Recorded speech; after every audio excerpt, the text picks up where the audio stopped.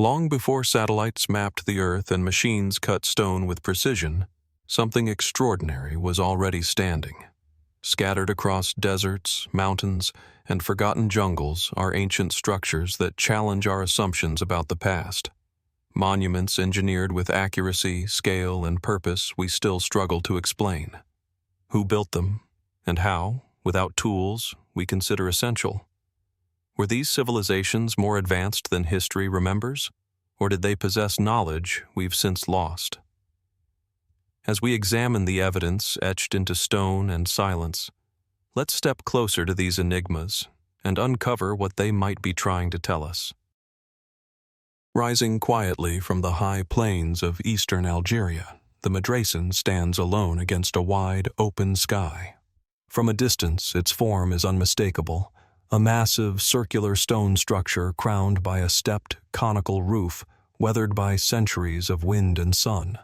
The limestone blocks, some weighing several tons, are stacked with deliberate precision, forming a monument that feels both austere and commanding. There are no inscriptions to announce its purpose, no reliefs to tell a clear story. Only scale, geometry, and silence.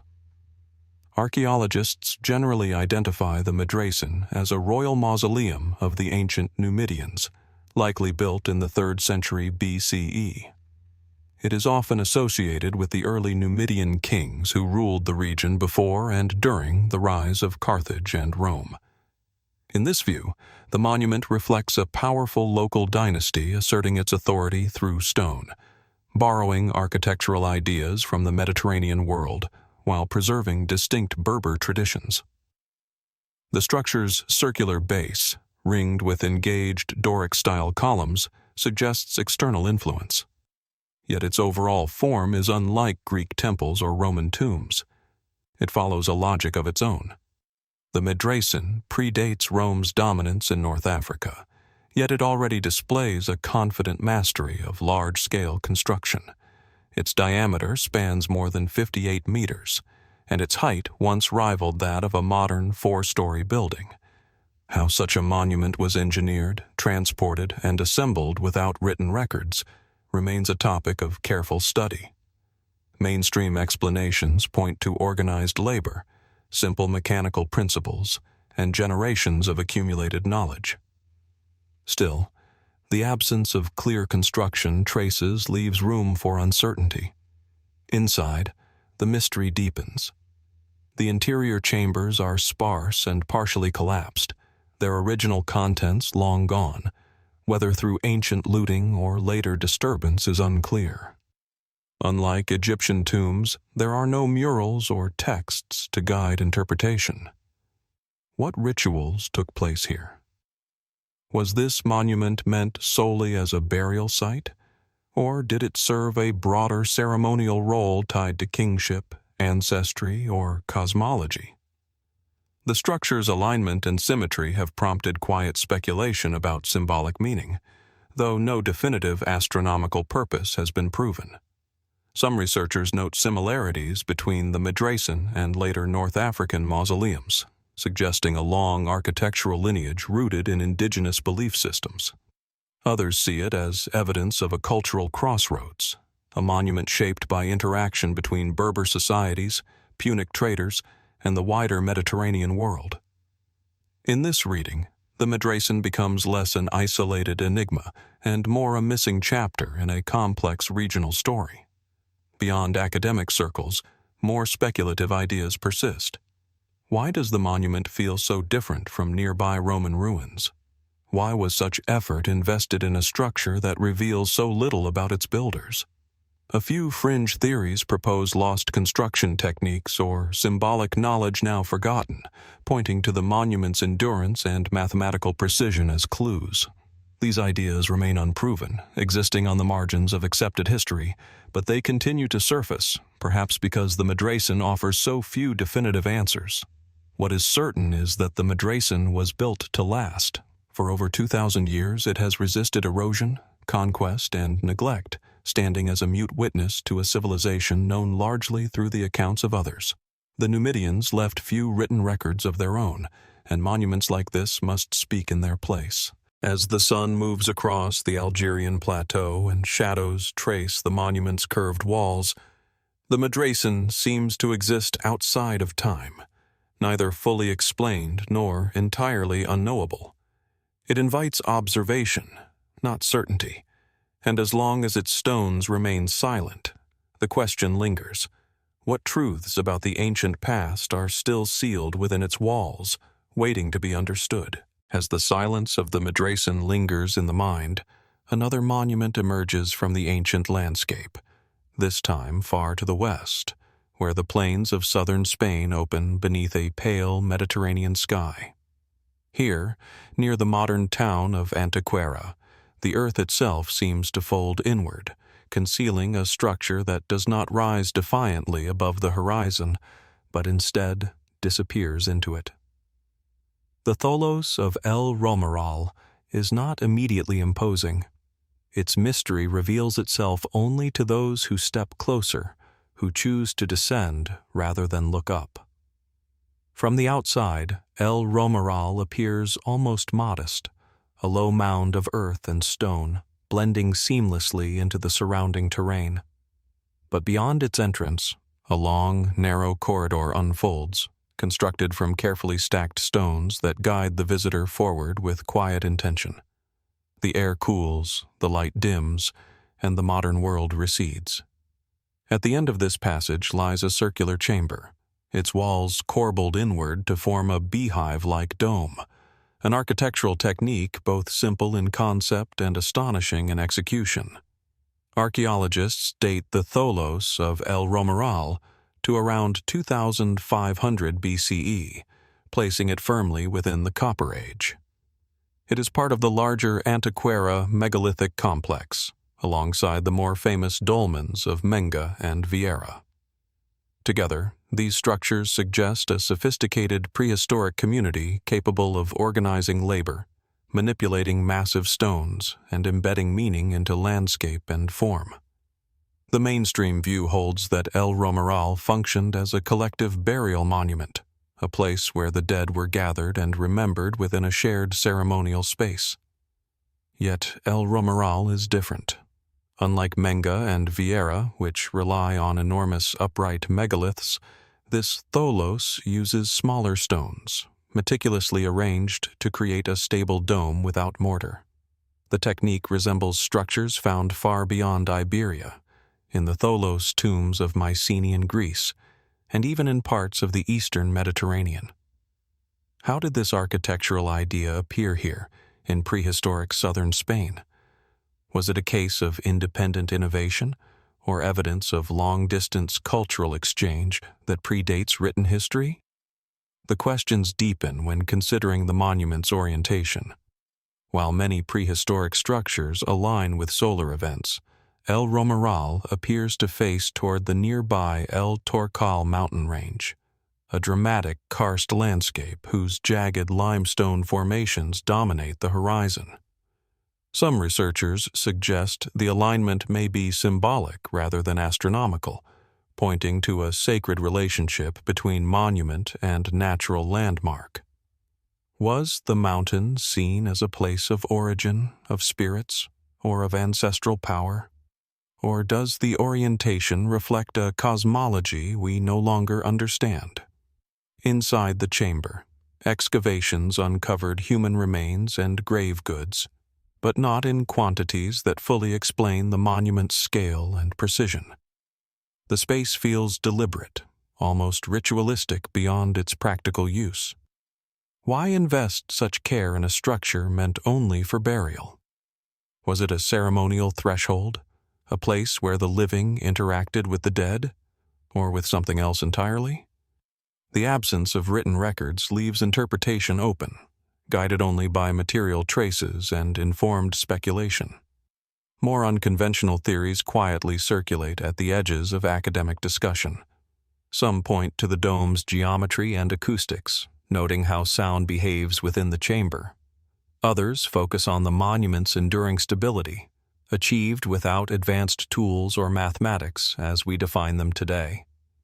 Could these builders have possessed empirical knowledge, passed orally, refined through generations, that rivaled later engineering traditions? Or does El Romeral hint at a broader network of shared ideas spanning prehistoric Europe and beyond? What remains clear is that El Romeral was not an isolated experiment. It belongs to a landscape shaped by intention, where stone, earth, and horizon were woven into meaning. The people who built it understood their environment intimately. They chose this place, this orientation, this form. And then they sealed it, leaving behind a structure that has waited quietly for millennia. Today, standing within the Tholos, time feels compressed. The rough stone walls seem to absorb sound, thought, and certainty alike. We can measure the stones, date the remains, and compare the design, but the purpose behind the choices remains elusive. Was El Romeral a final resting place, a ceremonial gateway, or a symbol of continuity between worlds? As we move on from this hidden chamber beneath the Spanish soil, the questions follow us. And perhaps that is the true legacy of El Romeral. Not the answers it provides, but the realization that even in familiar landscapes, there are depths of the human past that remain just beyond our reach, waiting patiently to be reconsidered. As we leave the quiet, enclosed darkness of El Romeral and return to open ground, the story of unexplained structures does not fade. It widens. The focus shifts south, across the narrow waters of the Mediterranean, to a landscape shaped not by hidden chambers, but by exposure. In northern Morocco, where rolling hills meet Atlantic winds and cultivated fields stretch toward the horizon, a circle of stones rests in relative obscurity. This is the Mzora stone circle, ancient, weathered, and still resisting clear explanation.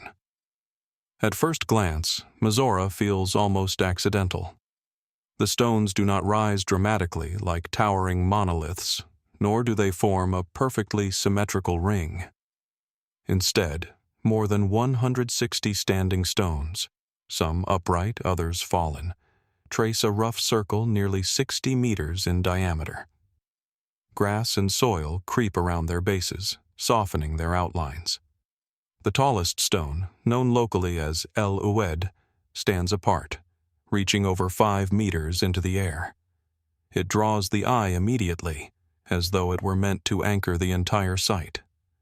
The circle lies near the village of Mzora, not far from the ancient city of Lixus, one of the oldest known settlements in North Africa. Its location is not random. This region has long served as a crossroads between inland Africa and the Atlantic coast, between Mediterranean cultures and indigenous Berber societies. Yet the stone circle itself predates most written history in the area, existing in a temporal gray zone that complicates interpretation. Most archaeologists date Mzora to the late Neolithic or early Bronze Age, possibly around the 3rd millennium BCE. In mainstream scholarship, it is often described as a ceremonial or funerary site. Excavations conducted in the 20th century revealed a central burial mound, suggesting that the circle may have marked the grave of a significant individual, perhaps a leader, king, or figure of ancestral importance.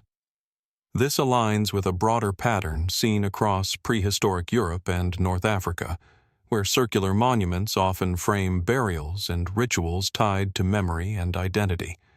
But Mzora does not fit neatly into familiar categories. Unlike Stonehenge or other well-known stone circles, its layout is irregular, its stones uneven in size and spacing.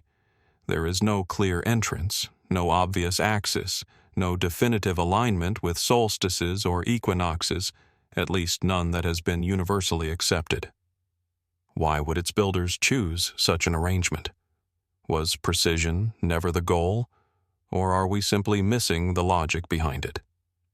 Local tradition adds another layer. For centuries, Mzora has been linked to legends of ancient kings. Some stories associate the site with Antaeus, the giant king of Greek and Roman mythology said to have ruled parts of North Africa before being defeated by Hercules. While clearly mythological, Such tales hint at the monument's long-standing presence in cultural memory. The stones were already ancient when these stories emerged, their original meaning forgotten but their significance intact. From a material perspective, the stones themselves raise questions. Many were transported from distant locations, requiring coordinated effort and planning. This suggests a society capable of organizing large groups and sustaining long-term projects, qualities not always attributed to prehistoric communities in this region. What social or spiritual motivation justified such labor? Was the circle built all at once, or did it evolve over generations, each adding stones as part of an ongoing tradition? Some researchers have proposed that Mzora functioned as a territorial marker or gathering place, a site where dispersed groups came together for seasonal rituals, negotiations, or shared ceremonies. In this interpretation, the circle is less about the dead and more about the living, a symbolic center anchoring community identity in the landscape. The irregularity of the stones could reflect contributions from different clans or families, each placing a marker rather than adhering to a single master plan. At the more speculative edges of discussion, other ideas surface quietly. Could the stones encode a form of knowledge, astronomical, geographic, or symbolic, that no longer translates into modern frameworks? Some note that while clear solar alignments are elusive, patterns of shadow and sightline change subtly throughout the year. Others focus on the tallest stone, questioning whether it served as a focal point for observation, storytelling, or ritual performance. There is also the broader mystery of connection. Stone circles appear across vast distances, from the British Isles to the Sahara. While no direct evidence links these cultures, the shared impulse to arrange stone in circles suggests a recurring human response to space, time, and memory. Was this convergence purely coincidental, or does it point to deeper, older currents of shared belief moving slowly across continents? Mzora has not benefited from the same level of sustained study as some European sites. Political shifts, limited funding, and its relatively remote location have left many questions unresolved. The stones endure, but the research remains fragmentary. Each interpretation rests on incomplete evidence, shaped as much by what is missing as by what is present. Standing among the stones today, one is struck less by grandeur than by persistence. The circle does not dominate the landscape, it listens to it. Wind passes freely between the stones. The horizon remains unobstructed.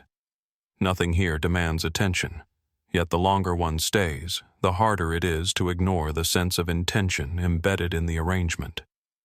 Who gathered here and why? What words were spoken? What rituals performed? What meanings once felt self-evident but are now irretrievable?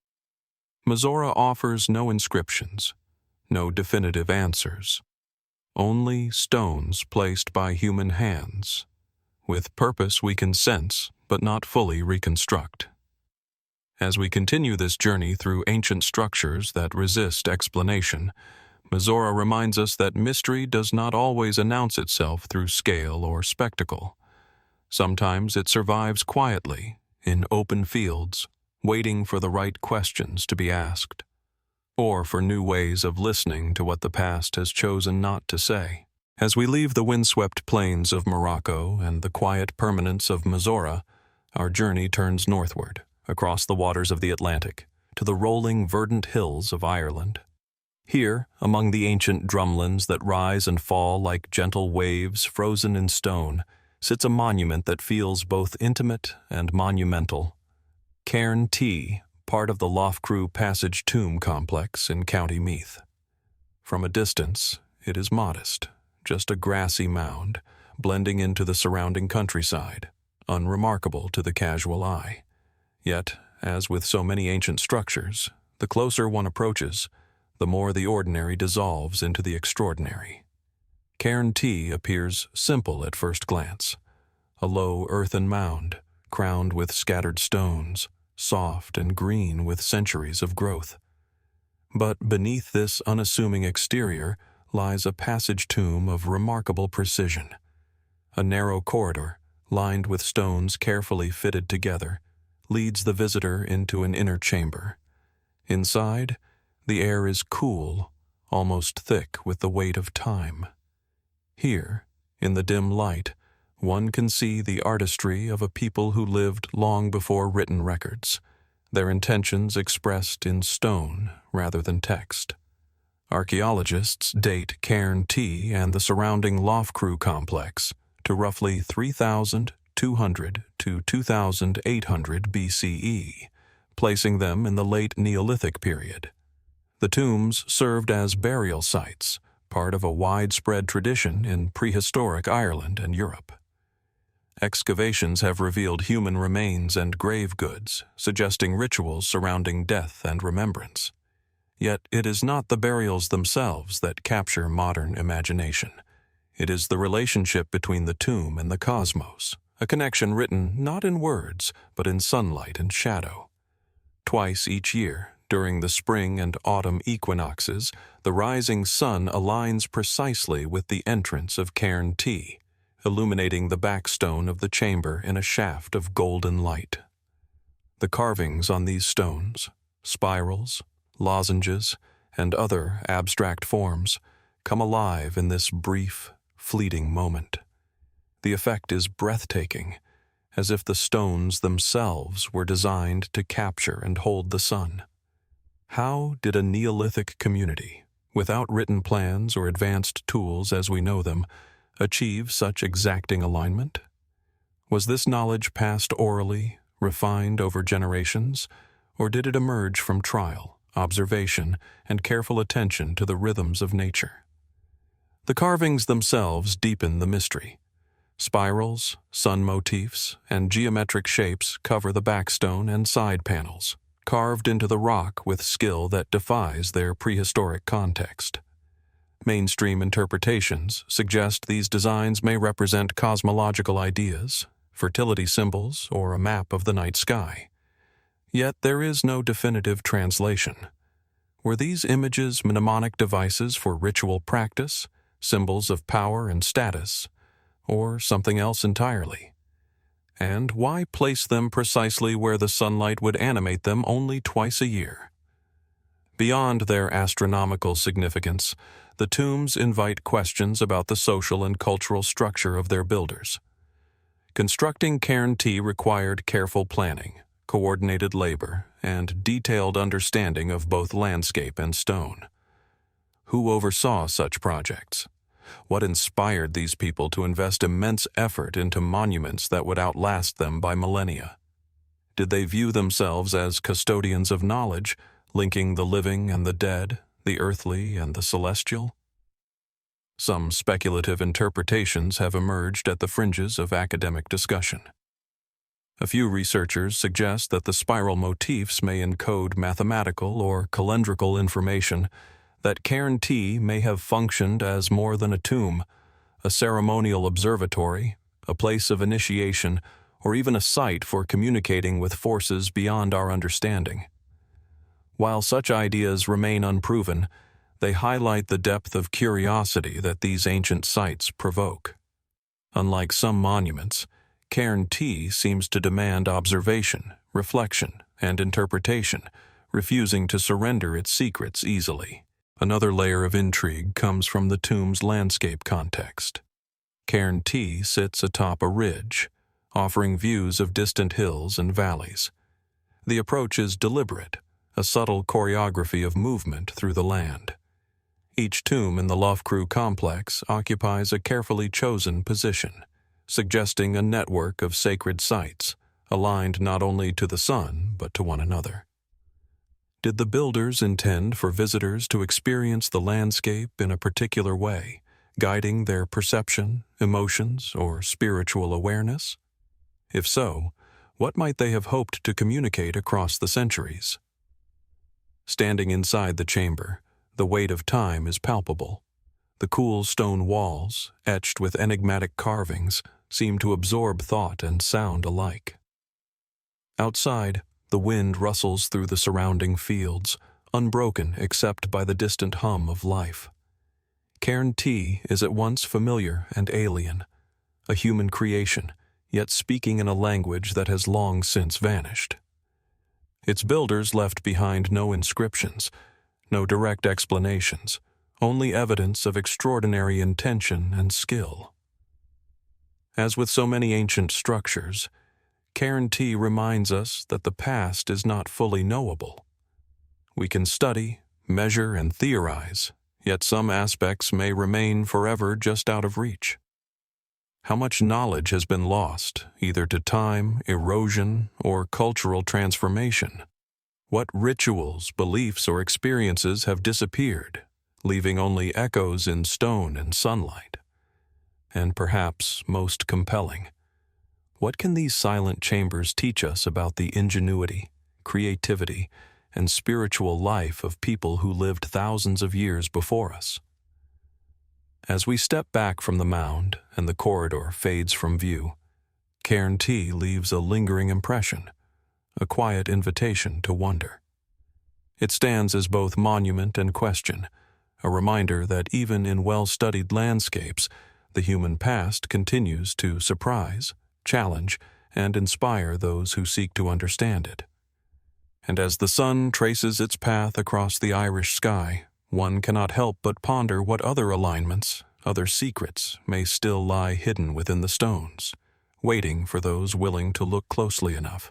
As we leave the windswept hills of Ireland behind, where Cairn T's silent chambers capture both sunlight and imagination, our journey moves south once more, back to North Africa. Here, in the fertile plains of northeastern Algeria, another extraordinary testament to human ingenuity rises from the earth: the Dolmen of Roknia.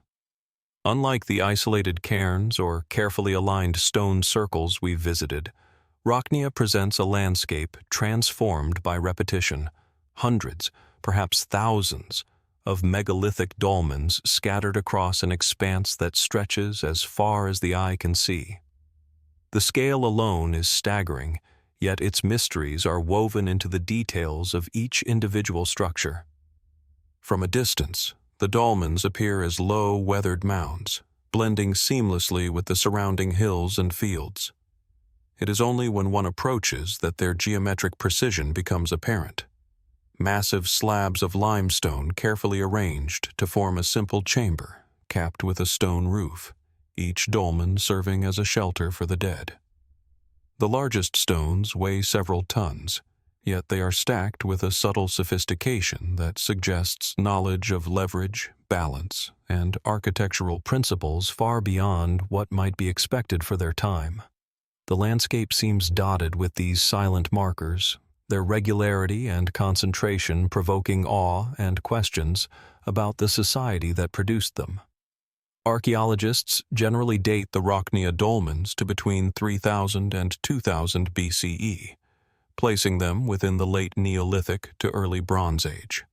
In mainstream interpretation, they functioned primarily as burial monuments, a means of honoring and containing the dead.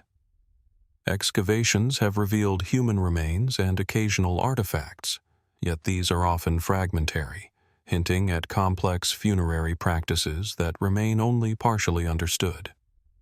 Unlike the more prominent pyramids or tumuli elsewhere, Roknia's dolmens offer few overt symbols, leaving much to inference and careful study. Their repetition across the landscape implies a social structure capable of coordinating construction on a massive scale, yet the identity of the people who built them, and the culture that motivated such monumental labor, remains largely unknown. What sets Roknia apart is the density and sheer number of dolmens.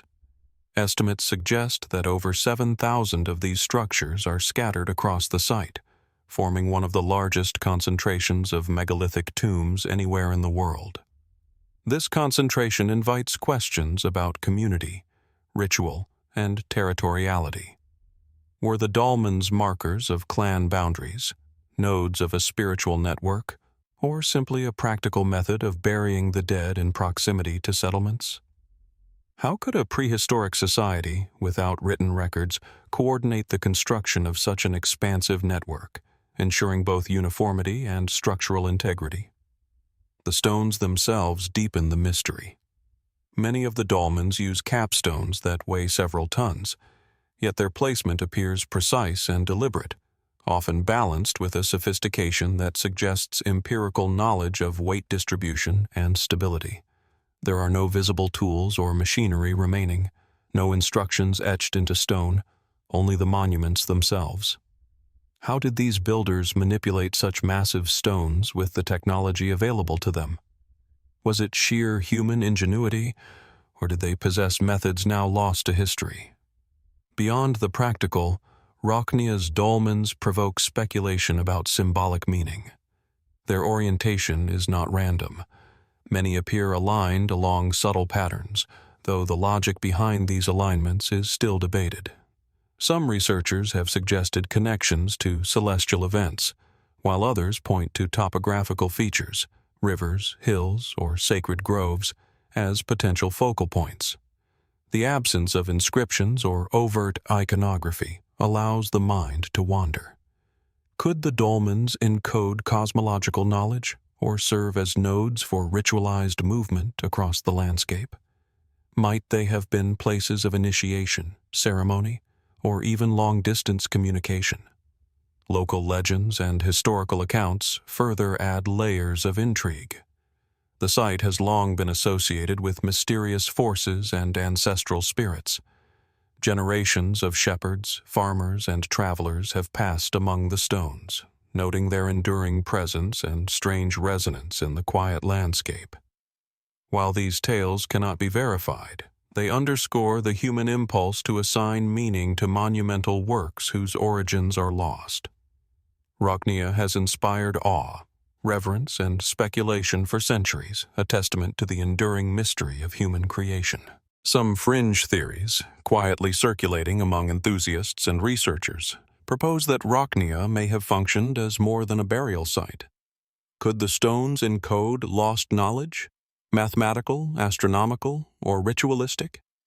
Do the dolmens reflect a sophisticated understanding of acoustics, energy, or geomancy? While there is no definitive evidence to support such ideas, they persist in part because the site resists straightforward explanation. Each dolmen is both ordinary and extraordinary, a simple burial chamber, yet part of a grand, coordinated landscape that modern archaeology still struggles to interpret fully. Standing amidst the dolmens today, one is struck by the duality of Roknia. It is both vast and intimate, human in scale yet monumental in ambition. The stones speak quietly, not through inscriptions or symbols, but through the deliberate effort required to place them and the persistence of their arrangement across millennia. The landscape is alive with traces of the past, yet much remains invisible, hidden beneath soil, lost to time, or beyond our current understanding. What is certain is that the Roknia dolmens were built with intention, care, and knowledge. Yet the purpose behind that knowledge, why so many stones, why such precision, why this particular landscape, remains unresolved. For thousands of years, they have withstood wind, rain, and human activity, guarding their secrets quietly. And as we move through this vast field of ancient stones, the question lingers: what else might these dolmens have to tell us, and how much of their wisdom remains buried, waiting for a future generation to notice, to wonder, and perhaps to understand? As we leave the wind-swept plains of Algeria behind, where the Dolmen of Roknia rises in silent multiplicity, our journey takes us across the Atlantic, deep into the lush, tropical heart of South America. Here, along the banks of the lower Amazon, in the Brazilian state of Pará, lie the Monte Alegre rock shelters, a series of caves and overhangs that have preserved some of the most enigmatic traces of human history in the Americas. Unlike the grand dolmens, cairns, or stone circles of the Old World, These shelters offer a quieter, more intimate window into a prehistoric mind, expressed not through monumental architecture, but through walls adorned with vibrant, enduring art. Approaching Monte Alegre, the landscape unfolds like a living canvas. Red sandstone cliffs rise abruptly from the surrounding forest, their weathered faces streaked with ochre and brown, shaped by millennia of wind and water. Small caves and overhangs punctuate these cliffs, each one holding glimpses of color and form from a past that stretches back thousands of years. Within these rock shelters, the air is cooler, shaded, and heavy with the sense of human presence long departed. Here, every contour of stone seems deliberate, every crevice a potential canvas. Archaeologists date the earliest occupation of Monte Alegre to at least 11,000 years ago, making it one of the oldest known inhabited sites in the Amazon basin. Yet it is the rock art that draws most attention and continues to puzzle researchers. The walls are covered with hundreds of paintings, geometric shapes, abstract patterns, spirals, handprints, and depictions of animals that once roamed the rainforest. Some figures are large, bold, and immediately striking. Others are small, almost hidden, requiring careful observation to notice. The pigments, made from local minerals, have endured despite centuries of humidity, floods, and exposure. Mainstream interpretations suggest that these paintings were ritualistic, symbolic, or practical, perhaps maps of hunting grounds, representations of clan symbols, or depictions of spiritual beliefs. Yet the art resists simple categorization.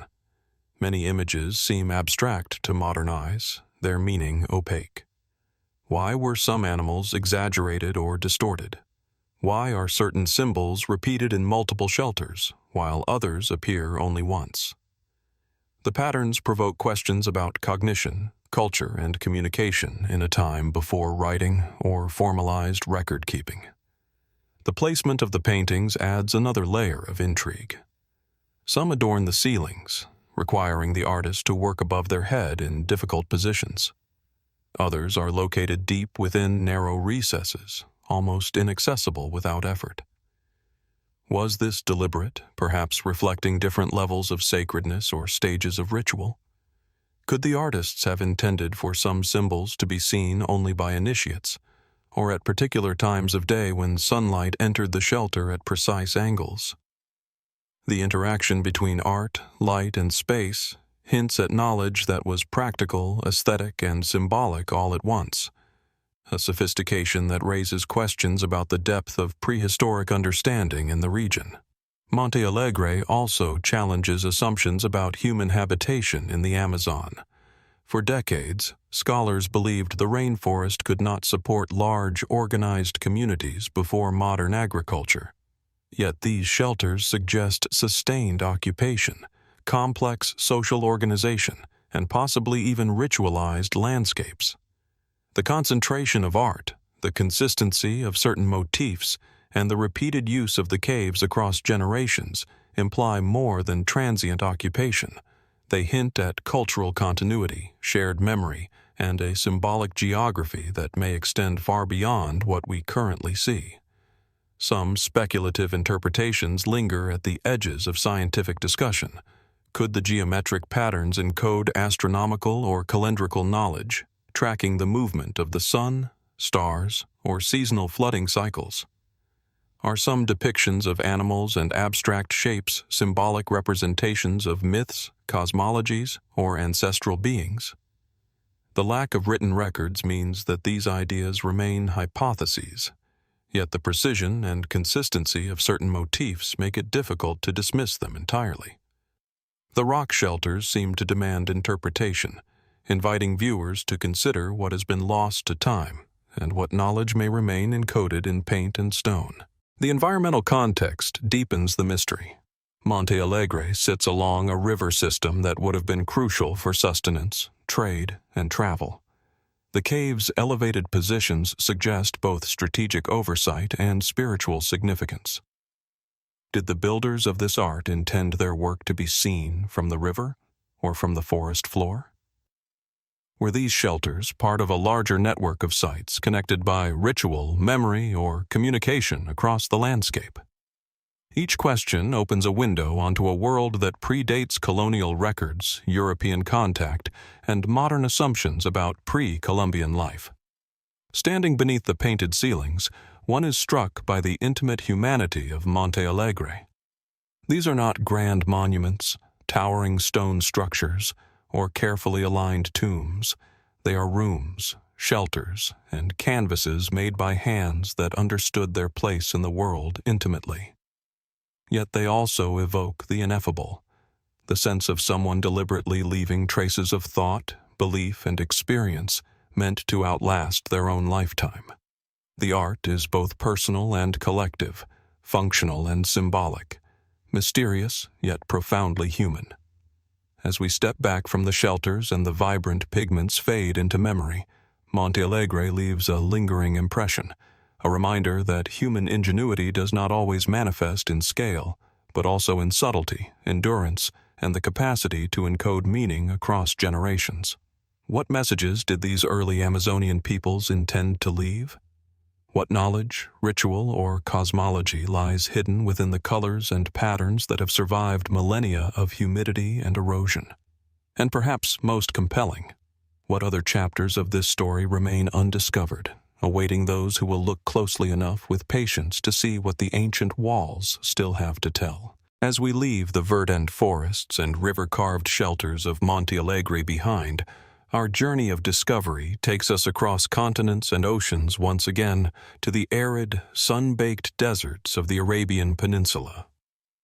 Here, in Oman's Dhofar and Al-Dahira regions, lie some of the most remarkable and enigmatic prehistoric necropolises in the world: Bat, Al-Khutm, and Al-Ain. Unlike the rock art of South America or the dolmens of North Africa, these sites are monumental in their subtlety, blending seamlessly into the desert plains while containing evidence of sophisticated human activity dating back millennia. To behold them is to feel the weight of time pressed against the earth itself. From a distance, the necropolises appear as faint patterns upon the landscape, circular, oval, and sometimes rectangular stone formations that shimmer under the desert sun. Only upon closer inspection does their precision and complexity become apparent. Thousands of megalithic tombs are scattered across wide plains, each one meticulously constructed from local stone. Many are circular, with stones laid in concentric rings. Others are elongated, with walls that suggest corridors and chambers long since eroded. The largest tombs can reach several meters in diameter, their scale suggesting a community capable of both coordinated labor and long-term planning. Archaeologists date these structures to the 3rd and 2nd millennia BCE, placing them within the early Bronze Age. Carbon dating and artifact analysis indicate that these necropolises were used over centuries, perhaps even a millennium, as burial grounds for significant individuals within their communities. Excavations have uncovered human remains, ceramics, stone tools, and jewelry, offering glimpses into the daily life, beliefs, and material culture of these ancient peoples. Yet, as with so many prehistoric sites, the meaning of these arrangements remains elusive. What compelled these societies to invest such labor in the precise arrangement of stones in otherwise harsh, unforgiving terrain? The arrangement of tombs across Bat, Al-Khutm, and Al-Ain is striking. Clusters of circular tombs form larger patterns, suggesting intentional planning and social organization. Some researchers propose that these arrangements reflect hierarchical structures, indicating the burial sites of elite members within early Omani societies.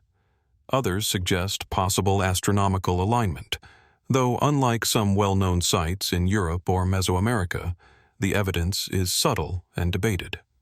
Could the builders have been marking solstices, star paths, or seasonal cycles critical for survival in the desert? Or was the spatial pattern symbolic, a reflection of cosmology, ancestry, or spiritual beliefs lost to time? The stones themselves invite closer attention. Many are carefully shaped, their surfaces smoothed, their placement deliberate. In some cases, smaller stones were used to fill gaps between larger ones, creating stable, enduring constructions without mortar or cement. How did these communities, without modern technology, achieve such precision?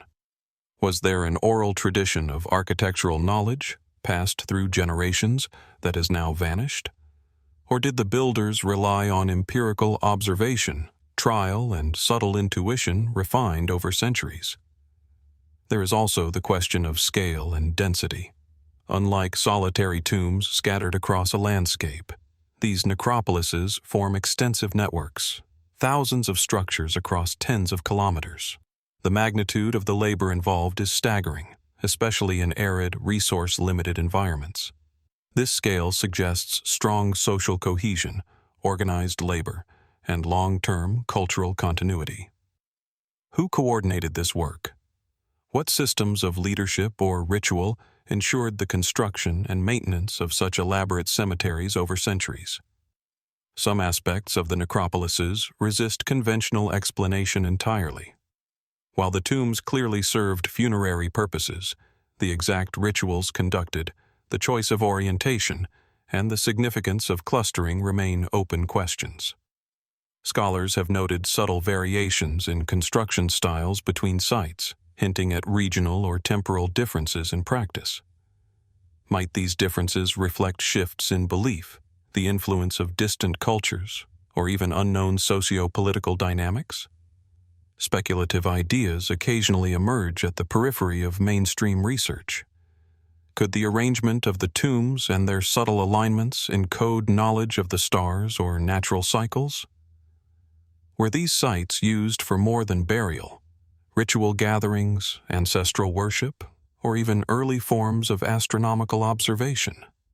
While definitive evidence is lacking, the precision, endurance, and complexity of these necropolises suggest that their builders possessed both the intention and the skill to shape their landscape according to beliefs or knowledge now largely inaccessible to us. Visiting Bat, Al-Khutm, or Al-Ain today, one feels the paradox of visibility and concealment. The stone circles and chambers are tangible, real, and yet their purpose remains tantalizingly out of reach. The desert winds whisper through gaps between the stones, carrying the silence of thousands of years. The sun rises and sets across the flat horizon in patterns that may have been observed by the builders themselves, yet we can only speculate about the meanings they ascribed to these cycles. What is clear is that these necropolises were built with intention, knowledge, and care. They reflect a society deeply aware of mortality, community, and the passage of time. Yet their full significance, the stories they were meant to convey, and the cosmologies they may encode remain elusive. As the shadows lengthen across the Omani plains, and the stones stand silent under the desert sky, the question persists. What secrets are still held within these ancient cemeteries, waiting to be discerned by those who are willing to look, to wonder, and to listen carefully to what the past has yet to reveal? As we leave the sun-scorched deserts and silent necropolises of Oman behind, our journey returns to the temperate, misted landscapes of Europe, where green hills roll gently toward the horizon, and the air carries a quiet sense of history. Here, in the Pembrokeshire countryside of southwest Wales, stands a monument that seems to defy both gravity and time. Pentre Ifan, one of the most iconic Neolithic dolmens in Britain. Perched atop a slight rise, the site commands a view of the surrounding fields, yet it maintains an air of solitude, as though it exists both within and apart from the living landscape. From a distance, Pentre Ifan appears deceptively simple. A massive capstone, over 16 tons in weight, rests atop slender supporting stones, forming a table-like structure that seems almost impossibly balanced. The sheer scale of the capstone, coupled with its precise placement, immediately arrests attention. Up close, the monument reveals further subtleties. The supporting stones are shaped and arranged with care, the capstone delicately angled to shed weight, and the mound of earth and smaller stones beneath hints at careful construction, even if the original form has partially eroded. One cannot help but pause and wonder, how did Neolithic builders, without cranes or modern tools, achieve such a feat of engineering? Mainstream archaeology dates Pentre Ifan to around 3,500 BCE, placing it firmly in the late Neolithic period.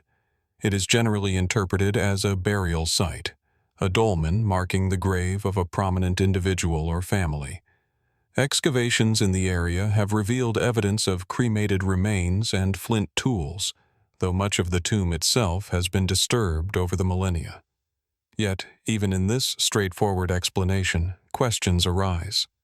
If the site was purely funerary, why devote such extraordinary effort to lifting and balancing stones with such precision? Why select this particular location, with its panoramic views and elevated prominence?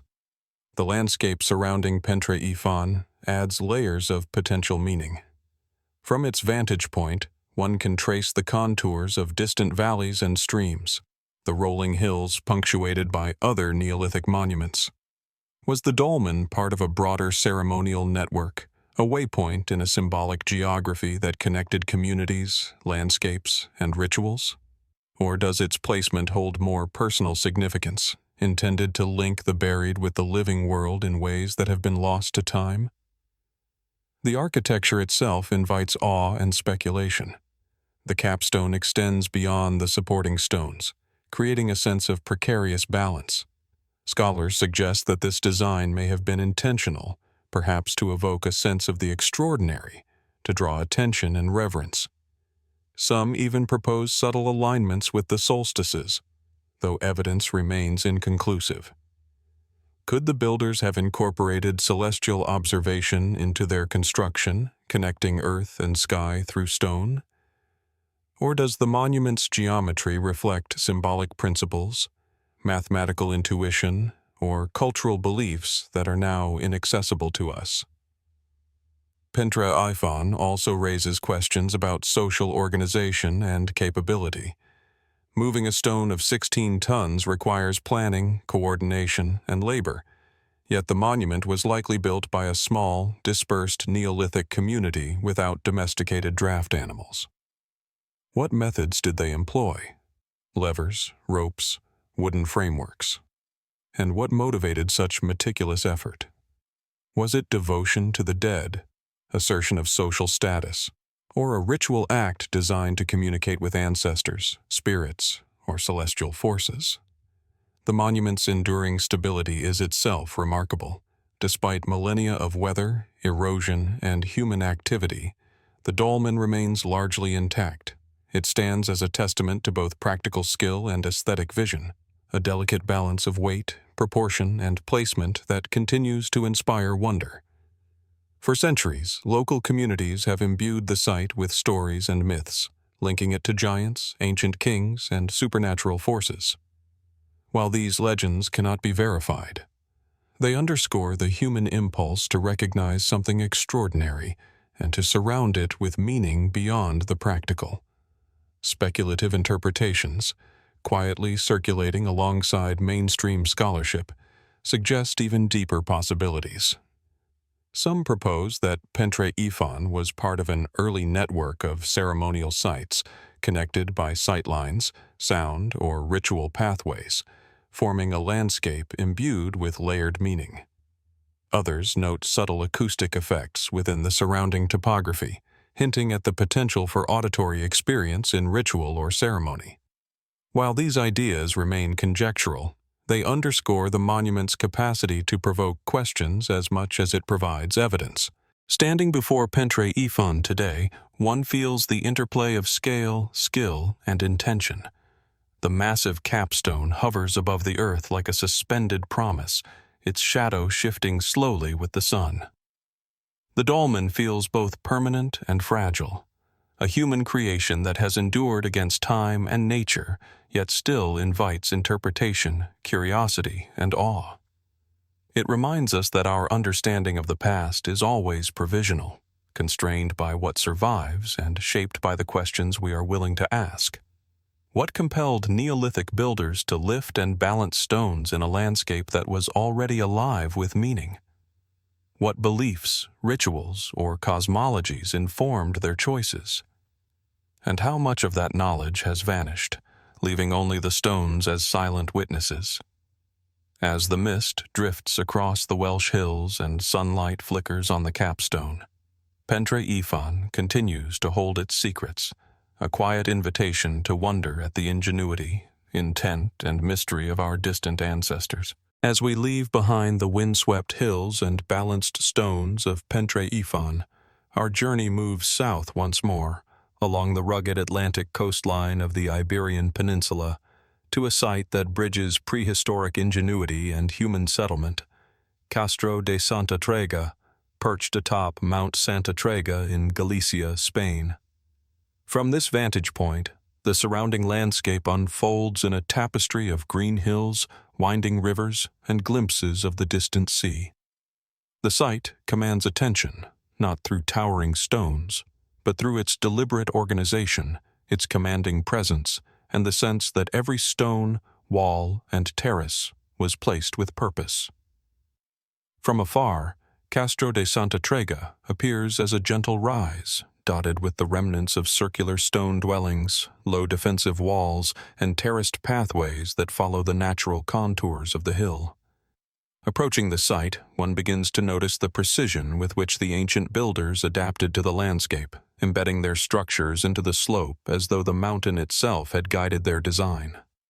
The remains of the walls are weathered, yet their lines suggest careful planning, spatial awareness, and a deep understanding of construction techniques suited to both defense and habitation. Archaeologists date Castro de Santa Trega primarily to the late Iron Age, roughly between the 5th century BCE and the Roman conquest of the region. It was inhabited by the Gallici, a Celtic people known for their hill fort settlements, or castros, which dotted northwestern Iberia. The site contains hundreds of circular dwellings, some with stone foundations and others delineated by low walls, forming clusters that hint at family units or social groups. Evidence of hearths, storage pits, and pathways reveals a sophisticated community capable of sustaining itself on a hilltop while interacting with the surrounding territory. Yet Castro de Santa Trega offers more than practical habitation. It conveys intentionality and symbolism. The circular dwellings, arranged in concentric patterns along terraces, suggest an understanding of geometry and organization that goes beyond simple necessity. Certain alignments hint at possible solar or celestial considerations, though evidence remains inconclusive. Was the placement of homes and communal spaces guided by ritual or cosmological significance, or were these arrangements purely functional, optimized for defense, drainage, and climate? The interplay between practical and symbolic design is part of what renders this site so compelling and so mysterious. The location itself raises further questions. Mount Santa Trega rises steeply from the surrounding valleys, offering panoramic views that stretch toward the Minho River and the Atlantic coast. Such a vantage point would have been ideal for surveillance, signaling, and defense. But why choose this particular hill among so many others in the region? Was its prominence solely strategic, or did the Gallici perceive it as a sacred or liminal space, linking earth, sky, and water in ways that remain beyond our understanding? The mountain seems both chosen and shaping, a partner in the design of human life. Excavations have revealed a variety of artifacts: pottery, metal tools, jewelry, and fragments of ritual objects. While these finds provide insight into daily life, trade, and craft, they offer little explanation for the overarching layout and monumental effort invested in the construction of terraces, retaining walls, and communal spaces. How were such large stones quarried, transported, and positioned with the precision required to stabilize steep slopes? The work would have required not only labor, but knowledge passed through generations, a continuity of practice and skill whose origins are largely invisible to us. Some aspects of Castro de Santa Trega remain enigmatic. Certain terraces and stone foundations appear more monumental than strictly necessary, prompting speculation about ceremonial or communal use. Could these spaces have hosted gatherings, rituals, or rites of passage? The presence of certain rock formations and unusual stone placements has inspired fringe theories, alignments with stars, the sun, or distant landmarks, markers of territorial or clan boundaries, or even coded messages for those initiated into local knowledge. While such interpretations cannot be verified, they highlight the depth of curiosity this site continues to provoke. The site's long history, extending from the Iron Age into Roman times and beyond, further complicates understanding. Layers of occupation, modification, and reuse have obscured original layouts, leaving scholars to disentangle centuries of human activity. Yet, even in its partially eroded and reconstructed state, the site conveys an undeniable sense of order, purpose, and intent. Each wall, dwelling, and terrace tells a story not written in ink but in stone and spatial logic. Standing atop Mount Santa Trega today, the visitor is struck by the duality of the site. It is at once intimate and monumental, human in scale, yet commanding in presence. The wind carries the scent of sea and forest, while the stone terraces echo with the footsteps of those who walked here thousands of years ago. The interplay of landscape, construction, and human intention invites reflection on the complexity of prehistoric life and the knowledge embedded in seemingly ordinary forms. What drove the Galaici to shape their environment with such care, to construct dwellings and terraces that endure against time and nature? Were these spaces designed to organize community, honor the dead, or connect with forces beyond the visible? And what else remains hidden beneath the soil and vegetation, waiting for the careful observer to uncover? Castro de Santa Trega endures not only as a settlement, but as a testament to human ingenuity, resilience, and the lingering mysteries of a past that continues to invite wonder, curiosity, and contemplation. As we descend from the sun-washed terraces and hilltop dwellings of Castro de Santa Trega, our journey moves northward once again, following the windswept coastlines and rugged landscapes of the British Isles. On the misted shores of the Isle of Lewis, in Scotland's Outer Hebrides, rises a monument whose presence is both commanding and enigmatic: the Callanish stones. From a distance they appear like silent sentinels, standing in a vast open plain, their forms etched against the sky. Even in the soft light of dawn or the fading glow of dusk, the stones demand attention, and a sense of quiet mystery seems to settle across the moorland around them. Approaching the site, the enormity of the stones becomes apparent. Dozens of monoliths, some reaching over 5 meters in height, are arranged in a precise cruciform pattern surrounding a central circle. Smaller stones radiate outward in lines, forming avenues that extend toward the horizon, as though pointing to unseen destinations. The arrangement is both deliberate and harmonious, yet it resists simple explanation. From any vantage point, the stones seem to engage with the landscape, the sky, and the observer, creating a tension between permanence and fragility, human design and natural backdrop. Archaeologists date Callanish to around 2900 to 2600 BCE, placing it firmly in the late Neolithic, though some evidence suggests it may have been in use for centuries beyond its initial construction. Mainstream interpretations suggest the site was ceremonial, perhaps linked to ritual gatherings, seasonal observances, or funerary practices. Excavations have revealed small burial sites beneath and near the stones, reinforcing the idea of spiritual significance. Yet even in this framework, questions abound. Why arrange the stones in such precise lines and circles? Why this particular location, atop a windswept plateau overlooking Loch Rogue and distant mountains? The site's orientation and geometry have long fascinated researchers. Some suggest that the stones align with lunar cycles, particularly the extreme positions of the moon's rising and setting. Others note potential solar alignments with solstices, though interpretations remain contested. Were these alignments intentional markers of celestial events, practical guides for agricultural or ritual calendars, or symbolic representations of cosmology? The builders left no written explanation, leaving modern observers to interpret a visual language that is at once precise and opaque. The construction of Callanish also invites admiration and speculation. Each stone was quarried, transported, and erected with extraordinary skill, yet the methods remain uncertain. The largest monoliths weigh several tons, and there is little evidence of complex machinery. How did these Neolithic people move and position such stones with such precision across uneven ground and often adverse weather conditions? Was it sheer ingenuity, communal effort, and iterative experimentation, or does it hint at knowledge and techniques that we have yet to fully understand? Beyond practicalities, the spatial patterns of Callanish provoke deeper inquiry.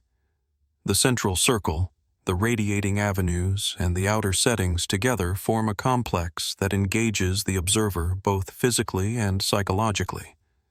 Walking through the avenues, one experiences a rhythm and sequence, almost a choreography of movement, that might have been integral to ritual performance. Could the site have served as a stage for ceremony, initiation, or communication with the spiritual world? Or were the alignments themselves part of a broader, perhaps astronomical or symbolic, narrative encoded in stone? Local legend and folklore add further layers to the site's allure. Stories speak of giants who once walked the Hebrides, of stones that were living beings turned to rock by enchantment. While these tales cannot be verified, they hint at the enduring impact of Callanish on the human imagination. For thousands of years, these stones have been observed, revered, and mythologized, suggesting a continuity of cultural significance that transcends time and population shifts. Speculative interpretations also circulate at the fringes of academic discussion. Some researchers propose that Callanish was part of a larger network of ritual sites across the Hebrides and northern Scotland, forming visual or symbolic connections over great distances.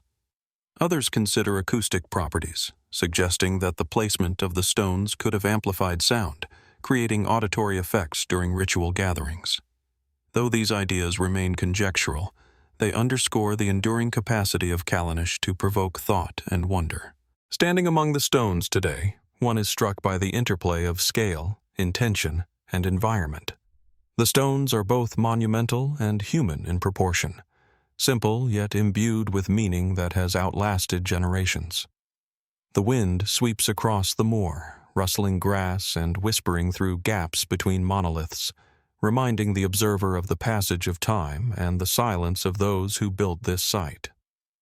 Callanish is tangible, yet its purpose remains elusive. Its presence is certain, yet its story remains open-ended. What compelled these Neolithic builders to shape the landscape with such care, to lift, align, and arrange stones in patterns that continue to puzzle and inspire? Were these alignments celestial guides, markers of ritual, or expressions of symbolic thought we are no longer equipped to decode?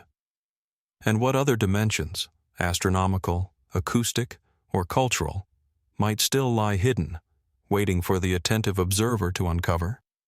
Callanish endures not only as a testament to human skill and vision, but as a quiet, enduring mystery, inviting us to consider the depth of prehistoric knowledge and the subtle ways ancient peoples engaged with the world around them. As we leave behind the windswept monoliths of Callanish and the misted Hebridean moors, our journey turns southward, across continents and seas, to the sun-baked deserts of the Arabian Peninsula. Here, in the Emirate of Al Ain within the United Arab Emirates, lies a site whose ancient walls and burial mounds whisper of a civilization both sophisticated and enigmatic. Hili Archaeological Park. Nestled at the foot of the Jebel Hafit Mountains, the park's ruins stretch across fertile plains, offering a glimpse into a world where desert and oasis converged to foster human ingenuity, ritual, and enduring mystery. From a distance, Hili appears as scattered low mounds, their outlines softened by centuries of sand and wind. Approaching the site, one begins to discern more. The remains of circular tombs, rectangular foundations, and low mud brick walls, forming patterns that suggest deliberate planning and careful social organization. The largest structures stand as silent witnesses, their size and precision hinting at ceremonial or communal functions, while smaller dwellings and enclosures suggest everyday life intertwined with ritual practice. There is a rhythm to the layout, a sense of intentionality that speaks across millennia. Archaeologists date the site to the Bronze Age, around 3000 to 1500 BCE, a period known in southeastern Arabia as the an-Nar culture. Hili is notable for its extensive necropolises, some containing circular tombs more than 3 meters in diameter, lined with carefully shaped stones. Excavations have revealed human remains, pottery, jewelry, and tools, indicating a community that was socially complex and technically capable. Yet, beyond the artifacts lies a deeper mystery. Why did these people invest so much effort in constructing burial sites and enclosures that continue to puzzle us today?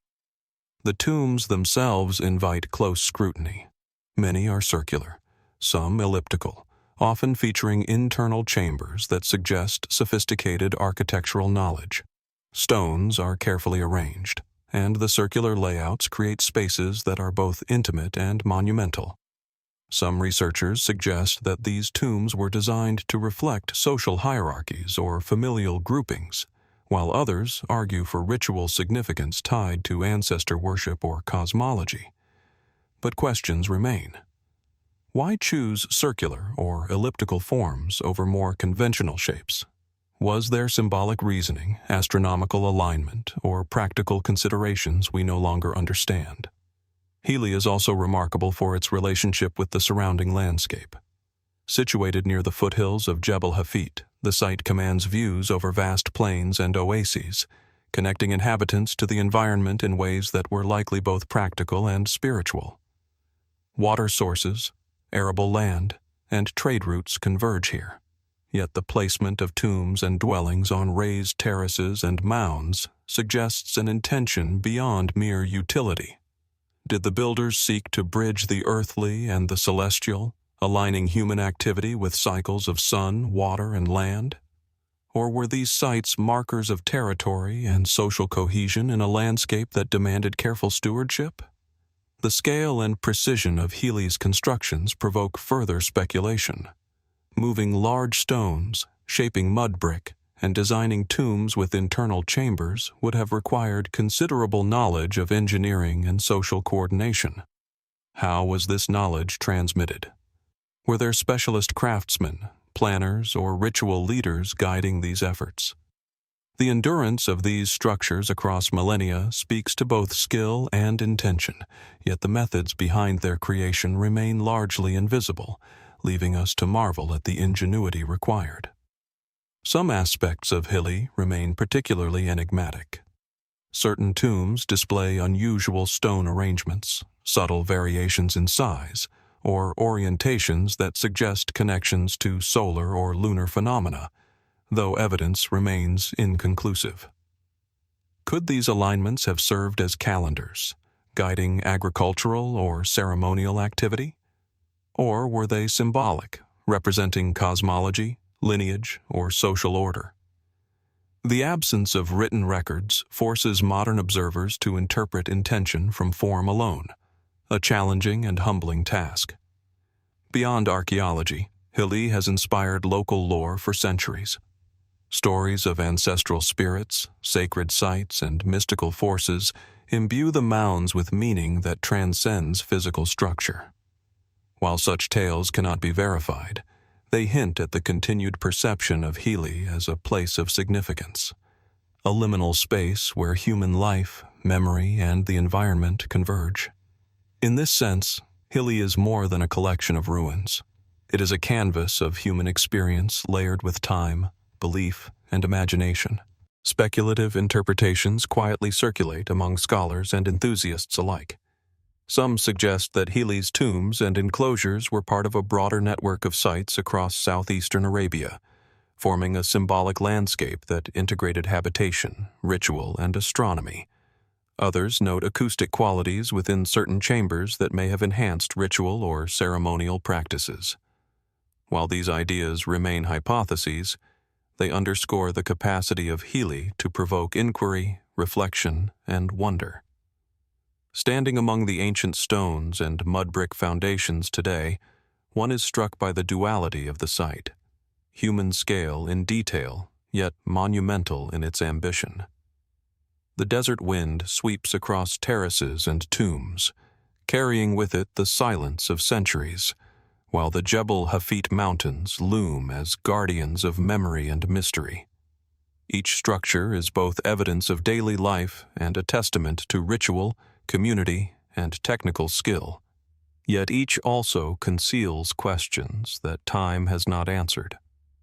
What motivated the builders of Hili to invest so much effort into their tombs and enclosures? Were their choices guided by belief, necessity, social order, or an understanding of the cosmos that we no longer possess?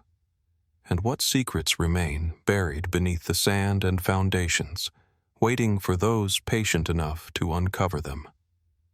Hili Archaeological Park endures as both a record of human ingenuity and a quiet enigma, inviting us to wonder at the knowledge, intention, and vision of a civilization that thrived thousands of years ago in the heart of the Arabian desert. As we leave behind the sun-baked plains and intricate tombs of Hili in the United Arab Emirates, our journey moves northward once more, crossing deserts, mountains, and rivers to the gentle rolling hills of western France. Here, nestled in the Poitou region near Saumur, stands a monument of imposing scale and enduring mystery, the Dolmen de Bagneux. Unlike smaller dolmens scattered across Europe, Bagneux commands attention immediately, its sheer size and remarkable preservation making it one of the largest megalithic tombs on the continent. It is a structure both monumental and intimate, a human creation that seems to reach across millennia, whispering secrets we are only beginning to hear.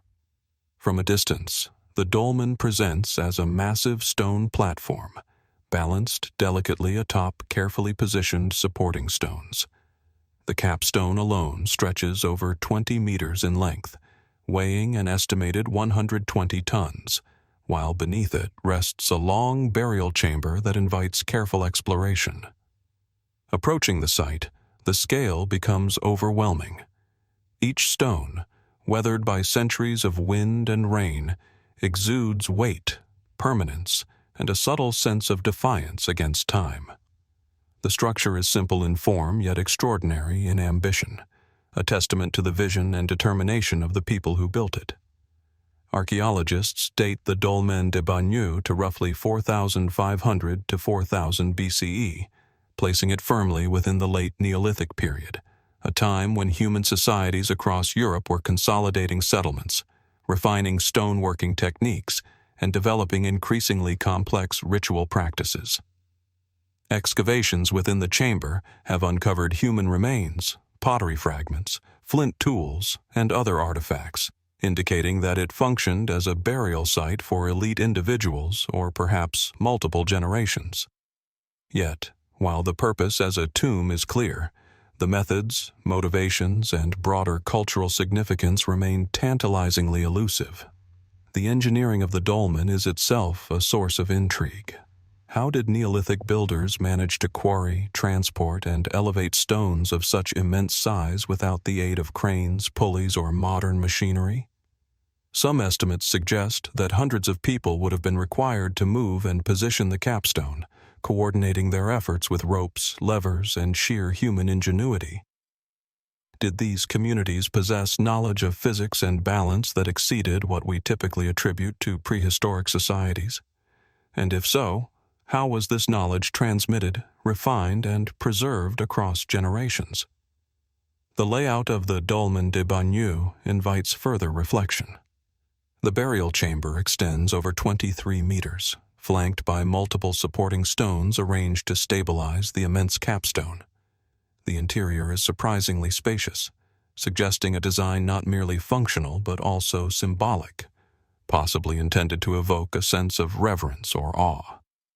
Could the builders have intended for the chamber to serve as more than a resting place for the dead? Was it a ceremonial space, a locus of communal memory, or even a stage for ritualized gatherings designed to connect the living and the dead, the earthly and the divine? The dolmen's orientation and positioning within the landscape add another layer of mystery. Situated on slightly elevated ground, the structure commands views across fields and woodlands, linking it to the surrounding environment in ways that are subtle yet deliberate. Some researchers have proposed that the orientation aligns with solar or lunar cycles, though definitive evidence remains elusive. Were these alignments intentional markers of celestial events, embedded within the architecture as a guide to time, ritual, or cosmology? Or were they symbolic, reflecting philosophical or spiritual concepts that we can only begin to imagine? The human effort invested in Bagneux is striking not only in terms of labor, but also in its social implications. Coordinating the construction of a monument of this scale would have required leadership, planning, and community cohesion. What societal structures allowed for such an undertaking? Were these efforts led by religious or political authorities, or did they emerge from collective consensus? The stones themselves, silent and enduring, bear witness to an organizational capacity that challenges conventional assumptions about Neolithic communities. Beyond practical and social considerations, the Dolmen de Bagneux provokes questions about ritual, symbolism, and meaning. The chamber's size, the careful selection of stones, and the monument's visibility within the landscape suggest that its builders imbued it with layers of significance beyond the physical. Could the dolmen have functioned as a cosmogram, encoding knowledge of the seasons, the stars, or sacred cycles in its very geometry? Might it have served as a place of pilgrimage, reflection, or communal gathering, linking the living and the dead in a continuous ritual narrative? The absence of inscriptions or explicit symbolism challenges us to look closely, to infer intention from form and context. Speculative interpretations also linger at the edges of scholarly discourse. Some suggest that the precision and scale of Bagneux reflect an understanding of engineering principles that was both empirical and experimental, refined through trial and observation over generations. Others consider that the dolmen's design might encode social hierarchies, territorial claims, or cosmological principles, embedding layers of meaning accessible only to those initiated into local knowledge. While these ideas remain hypotheses, they highlight the depth of inquiry and reflection that the site continues to inspire. Visiting the Dolmen de Bagneux today, one is struck by the paradox of presence and absence. The stones are tangible, enduring, and monumental, yet the people who built them have vanished into prehistory. Their intentions, beliefs, and rituals remain largely invisible, obscured by time, erosion, and cultural transformation. And yet the dolmen exerts a quiet authority, a sense of continuity and memory that transcends centuries. Walking through the chamber, feeling the weight of the stones above, one senses a dialogue with the past, a conversation mediated not through words, but through human effort, design, and enduring presence. What motivated these Neolithic builders to conceive a structure of such scale and ambition? Were their choices guided by practical concerns, spiritual beliefs, social structures, or an understanding of the cosmos now lost to us? And what else remains hidden within the dolmen, beneath the soil, or in the subtle alignments of stone, waiting for future generations to uncover. The Dolmen de Bagneux endures as a monument not only to human ingenuity and labor, but also to the mysteries that remain, inviting contemplation, reflection, and wonder at a civilization that left its mark on the landscape in ways that continue to challenge and inspire us today. Here, amid the rolling fields of France, the Dolmen de Bagneux stands as both evidence and enigma, a physical testament to human ambition and skill, and a silent invitation to consider what knowledge, beliefs, and intentions have survived in stone long after their creators have vanished. It is a reminder that even the most enduring structures may still hold secrets, and that the past is never entirely knowable, only observed, interpreted, and marveled at. As we leave behind the monumental stones of Dolmen de Bagneux and the rolling landscapes of western France, our journey turns southeast, across the Mediterranean, to the sun-drenched island of Sardinia, Italy. Here, in the fertile plains near Sassari, rises a structure that defies easy comparison with the tombs and dolmens of mainland Europe. Monte de Bagneux, a stepped platform whose presence is both commanding and enigmatic. From a distance, it appears as a truncated pyramid, a deliberate mound rising from the surrounding flatlands, its sharp angles and terraces a startling contrast to the soft curves of the Sardinian hills. The site conveys authority, intention, and a sense of sacredness that is palpable even today. Approaching Monte de Bagneux, the details emerge gradually. The structure consists of a massive rectangular base, constructed of large blocks of stone, upon which a broad staircase ascends to a flat top. Unlike other prehistoric monuments in Europe, there is no chamber or tomb within its core. Instead, the stepped platform dominates the horizon, as though designed to bring humans upward, closer to the sky. The stonework is precise, with blocks carefully fitted and terraces reinforced to support both weight and passage. Its scale and design immediately provoke awe. How did Neolithic Sardinians, without advanced tools, quarry, transport, and position these stones with such exactitude? Monte de Bagneux dates to roughly 4,000 to 3,650 BCE, placing it firmly in the late Neolithic. Archaeologists classify it as a ceremonial or ritual structure, yet its precise purpose remains uncertain. Some suggest it was an altar, a platform for public ceremonies, or an observation point for celestial events. Excavations have revealed fragments of pottery and altars at the summit, supporting the idea that rituals were performed here. Yet the absence of burials or domestic artifacts within the structure itself challenges conventional interpretations. Why construct a monumental platform that serves no apparent funerary or residential function? What beliefs or intentions drove its creators to invest such extraordinary labor in elevating a flat stone surface toward the sky? The design of Monte de Bagneux is exceptional in Europe. Its stepped form resembles the ziggurats of Mesopotamia, though it predates these structures by centuries. Could this similarity be coincidence, or does it suggest a broader, perhaps as yet unknown, cultural understanding of monumental architecture across the Mediterranean?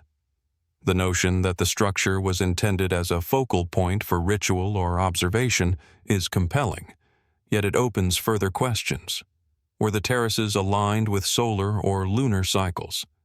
Did the builders use the platform to track seasonal changes, orchestrate communal gatherings, or perform rites meant to connect the earthly with the celestial? The spatial placement of Monte de Bagneux adds further intrigue.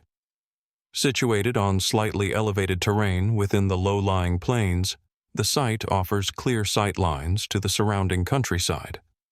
Its prominence suggests intentionality, a desire to command attention and to signify authority, spiritual or social. The surrounding landscape contains traces of other Neolithic activity, including smaller ritual sites and settlements, indicating that Monte de Bagneux may have been part of a broader ceremonial network. Yet, the full extent of this network and the relationships between these sites remains largely unknown. How did Neolithic Sardinians conceptualize space, landscape, and ritual? And what knowledge guided their choices in shaping this prominent monument? The construction techniques themselves are a source of fascination. The platform's massive stones were quarried locally, yet their transportation and precise placement would have required careful planning, teamwork, and possibly sophisticated knowledge of leverage and balance.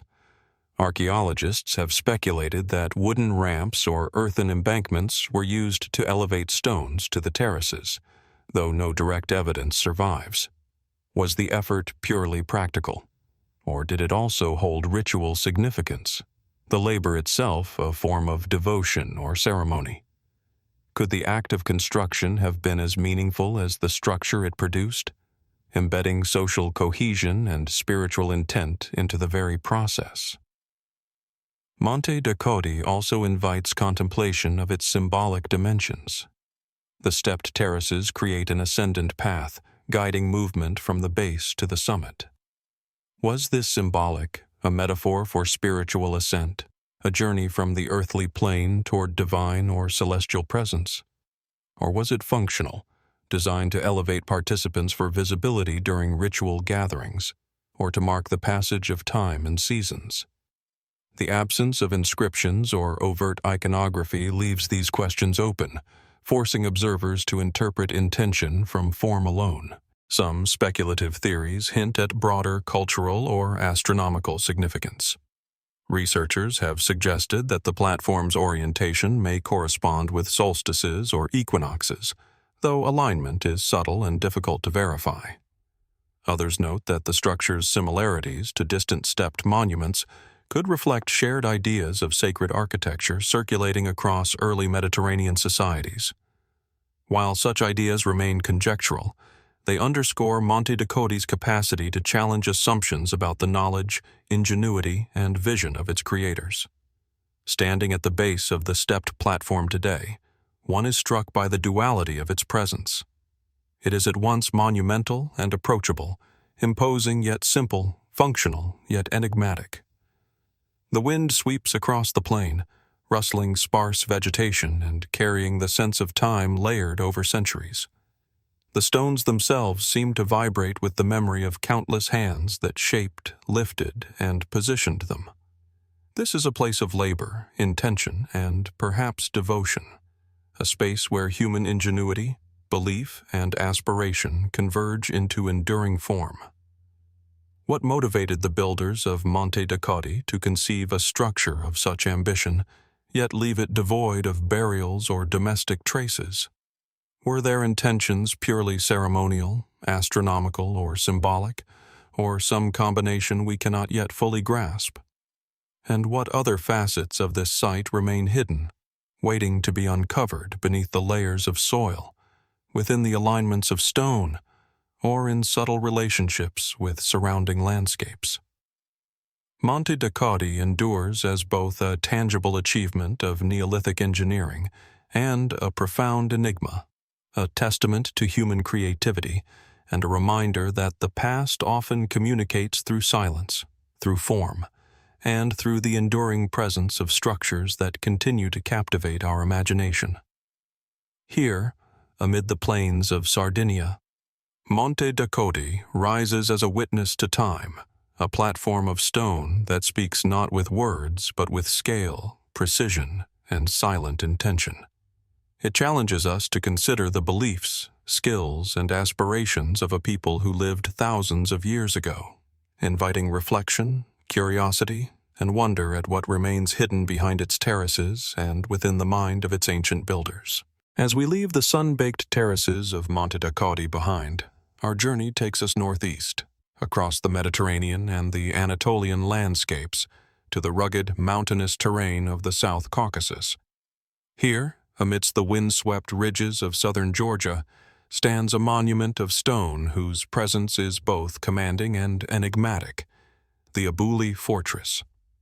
Perched atop a rocky outcrop in the Lesser Caucasus Mountains, the fortress dominates its surroundings, its massive walls and circular towers silhouetted against the horizon.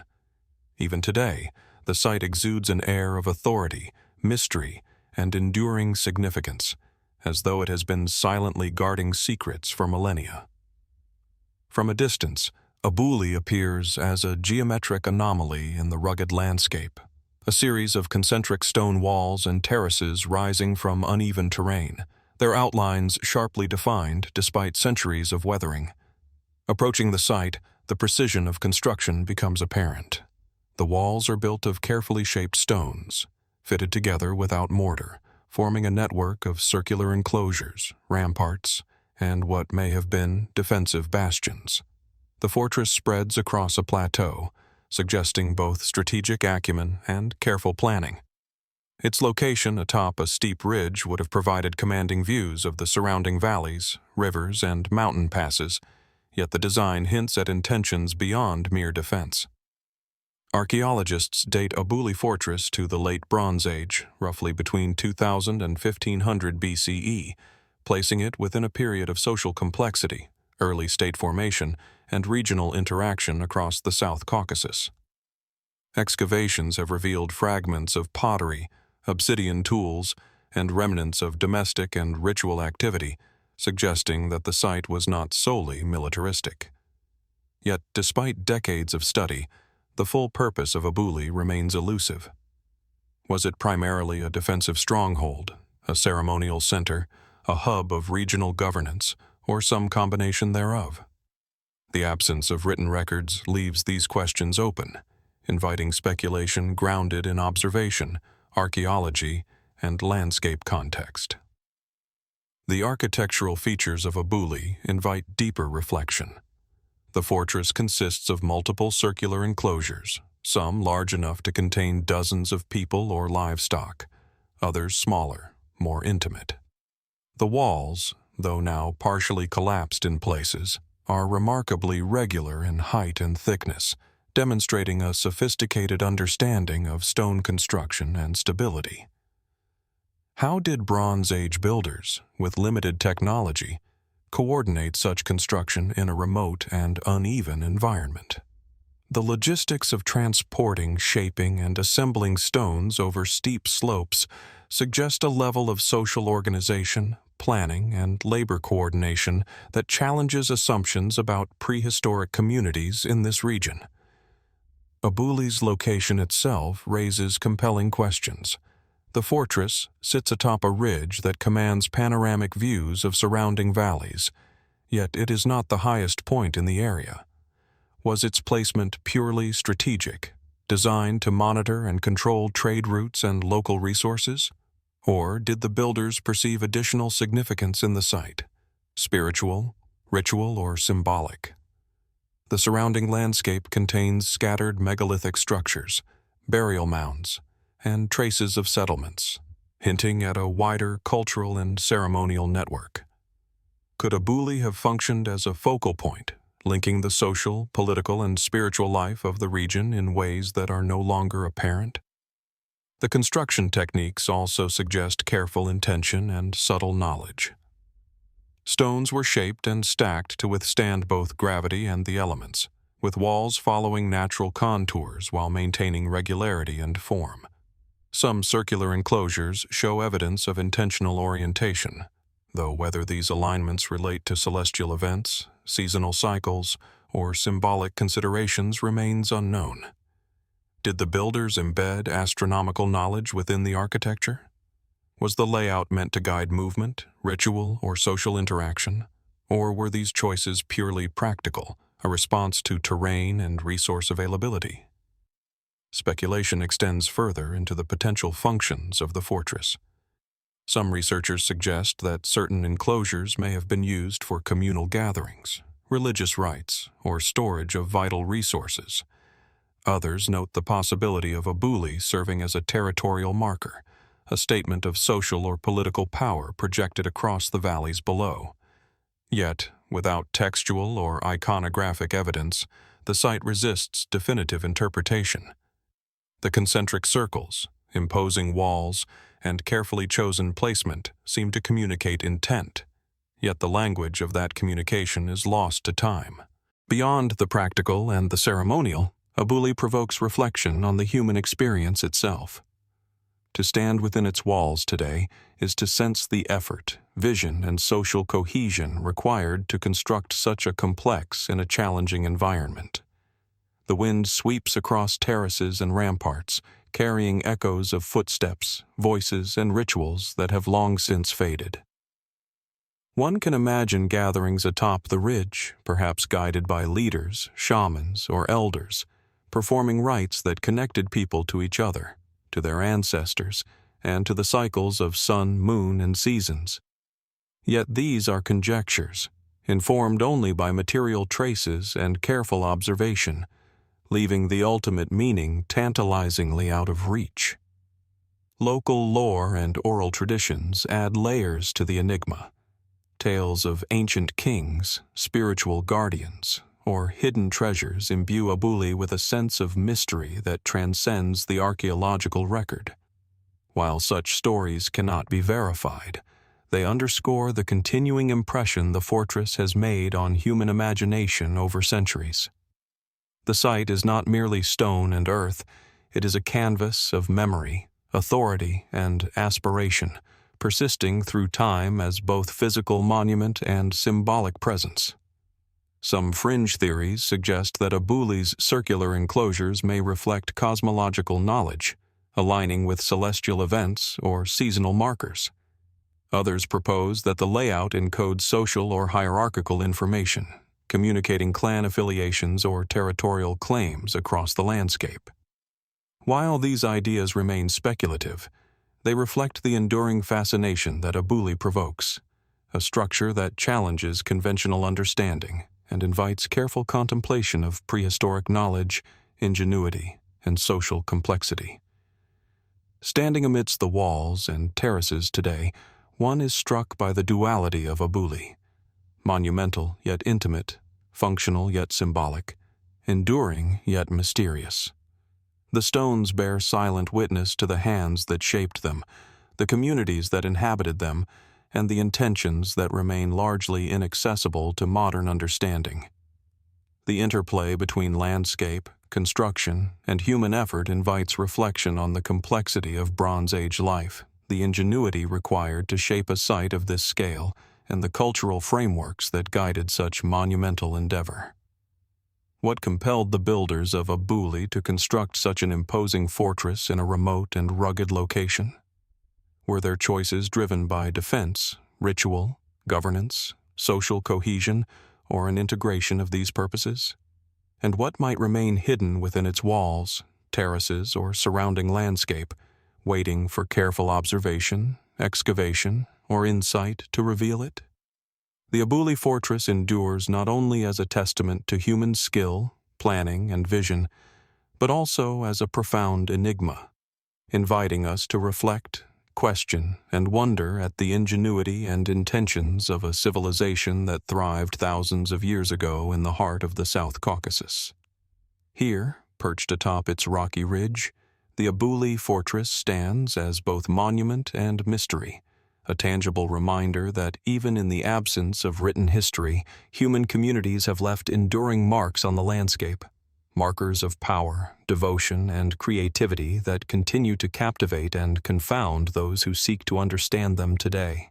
As we leave the rocky ridges and ancient fortifications of Abuli behind, our journey returns to the windswept coasts of the north, where the Atlantic meets the North Sea and the archipelagos of Scotland rise from the water like islands of time. Here, amidst the ever-shifting light of Shetland's northern horizon, stands one of the most remarkable and enigmatic relics of the Iron Age, the Broch of Mousa.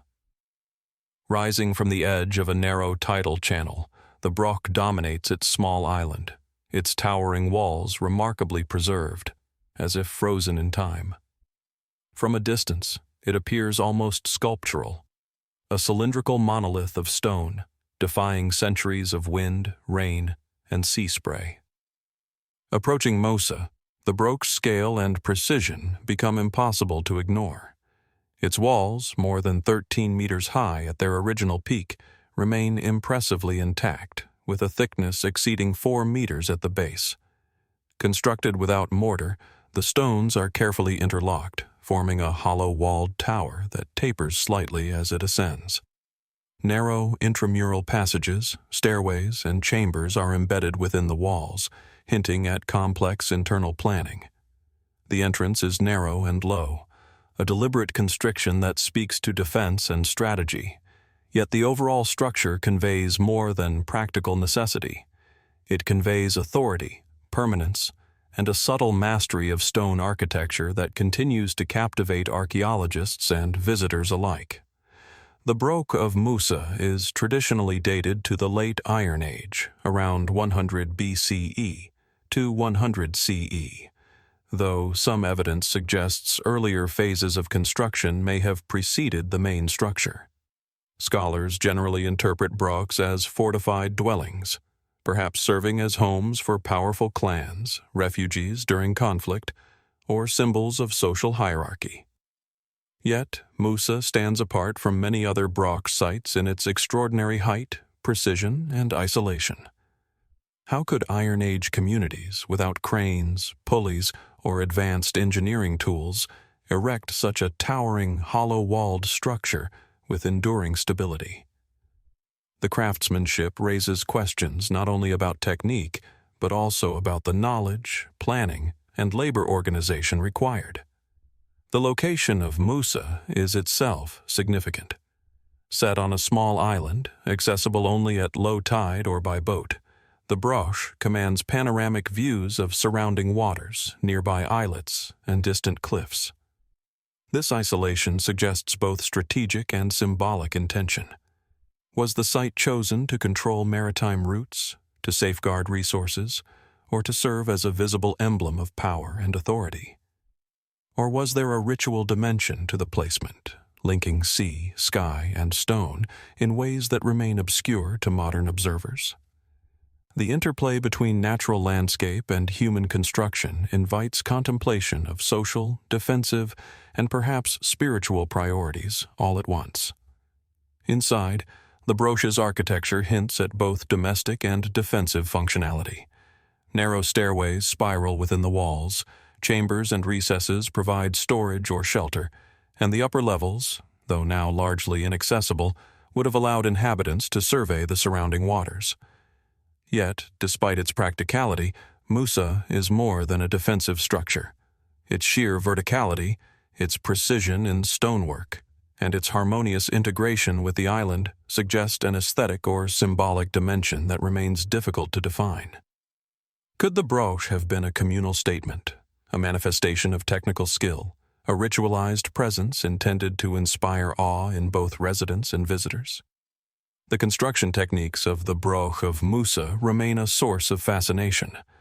Stones were carefully shaped and layered in a corbelled technique, allowing walls to rise to unprecedented heights without collapsing. The precision is remarkable. Passages align, stairways spiral with consistent width, and chambers interlock seamlessly within thick walls. How did builders conceive such a design without written plans, advanced mathematics, or lifting machinery?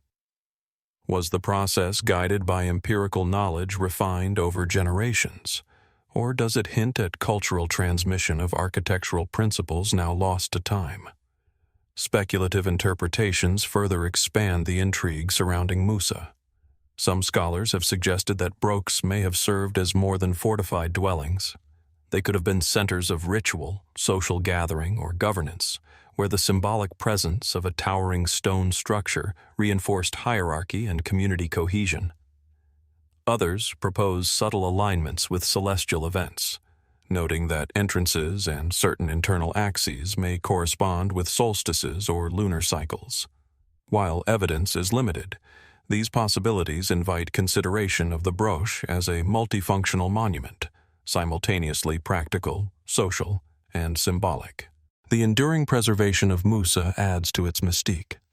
Unlike many other Iron Age sites, this broch has survived largely intact for more than 2 millennia, battered by storms, waves, and human activity.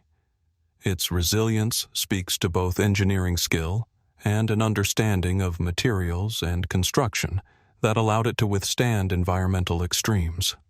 Standing within its walls, one senses the ingenuity, care, and foresight of its builders, whose work continues to inspire wonder and speculation. Visiting the Broch of Mousa today, one is struck by the paradox of presence and absence. The stones remain, monumental and silent, yet the people who conceived, quarried, and inhabited them have vanished into history. The narrow stairways, chambers, and ramparts echo with unspoken stories of daily life, vigilance, social hierarchy, and perhaps ritual practice. The silence of the Broch is compelling. It invites reflection, urging observers to reconstruct its life, purpose, and meaning from fragments, conjecture, and imagination. Local legend and lore add another layer to the mystery. Stories of giants, hidden treasure, and supernatural guardians have long surrounded the site, embedding it in cultural memory as more than a stone tower.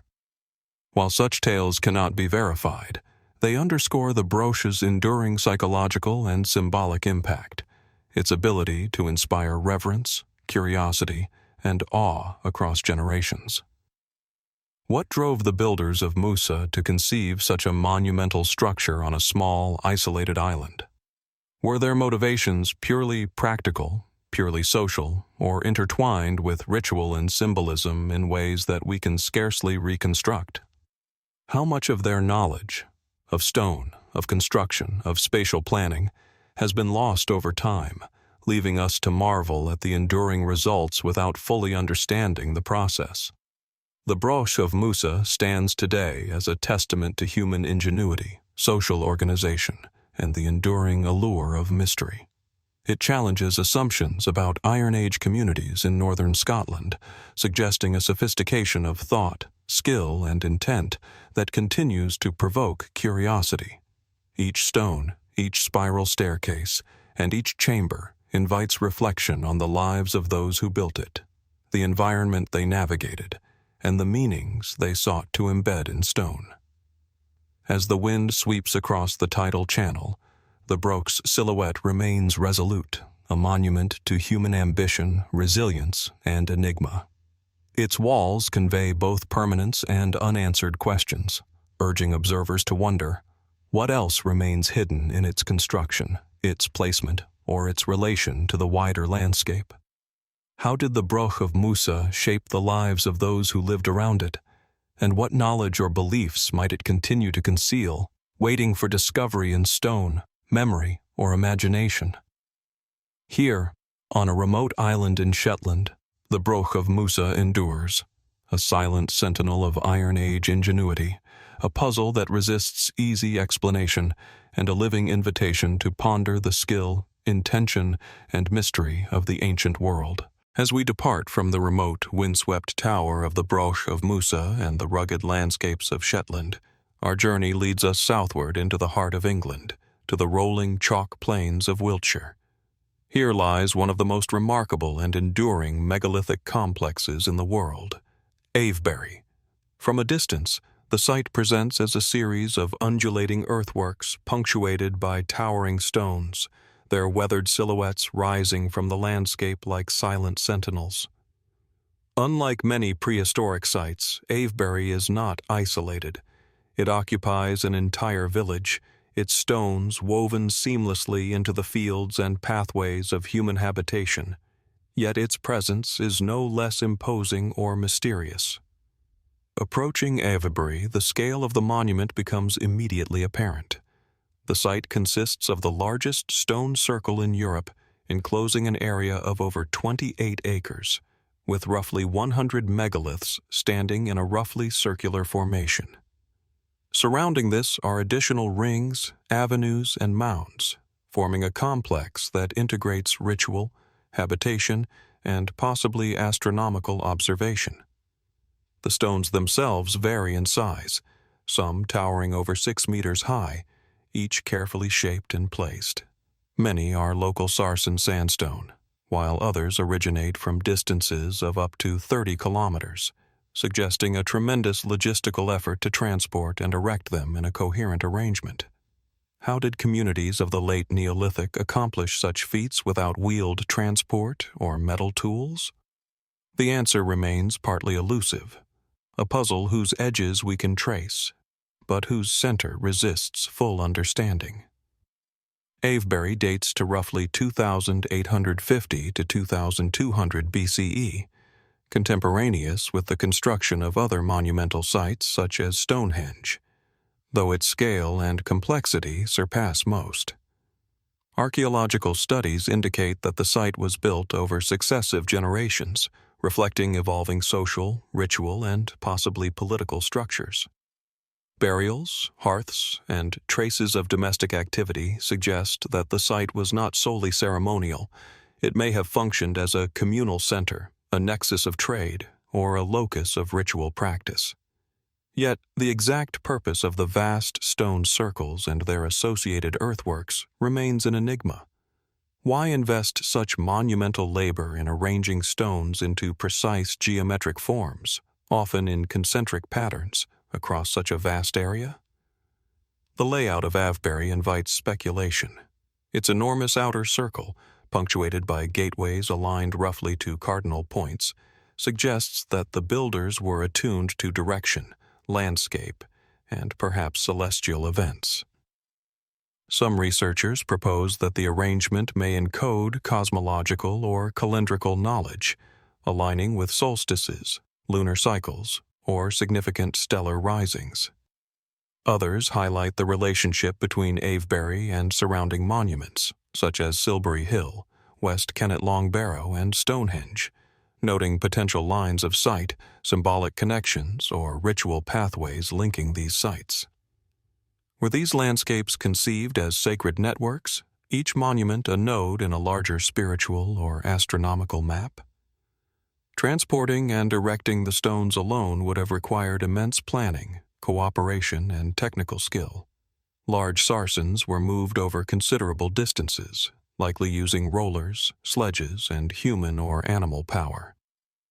The arrangement into a precise circle, with evenly spaced megaliths and monumental gateways, suggests a sophisticated understanding of geometry and spatial awareness. Was this knowledge empirical, refined over generations, or encoded within ritual practice, transmitted orally or experientially? The monument communicates intention, yet the specifics of that knowledge remain hidden, leaving only questions and awe. The purpose of Avebury is further complicated by the coexistence of domestic, ceremonial, and symbolic elements. Within the stone circle, archaeologists have uncovered evidence of hearths, pits, and enclosures, suggesting human activity of diverse kinds. Could the circle have been a gathering place for seasonal festivals, trade, or communal deliberation? Were the stones intended as markers of ancestry, spiritual guardians, or territorial claims? The overlapping layers of activity hint at a multifunctional site whose significance evolved over centuries, reflecting both continuity and transformation in Neolithic society. Local legends and folklore deepen the site's aura. Stories of giants, mystical forces, and supernatural guardians have circulated for centuries, attributing agency to the stones themselves. While these tales cannot be verified, they underscore Avebury's lasting impact on the human imagination. The stones continue to inspire reverence and speculation, serving as a bridge between tangible labor and intangible meaning, history, and myth. Could the builders have anticipated that their monument would endure not only physically, but culturally, becoming a focal point of wonder for millennia to come? Speculative interpretations extend to the relationship between Avebury and astronomy, mathematics, and social organization. Some researchers suggest that the site's precise spacing and geometry could encode numerical or calendrical systems, a prehistoric knowledge of cycles and proportion that informed ritual and seasonal activity.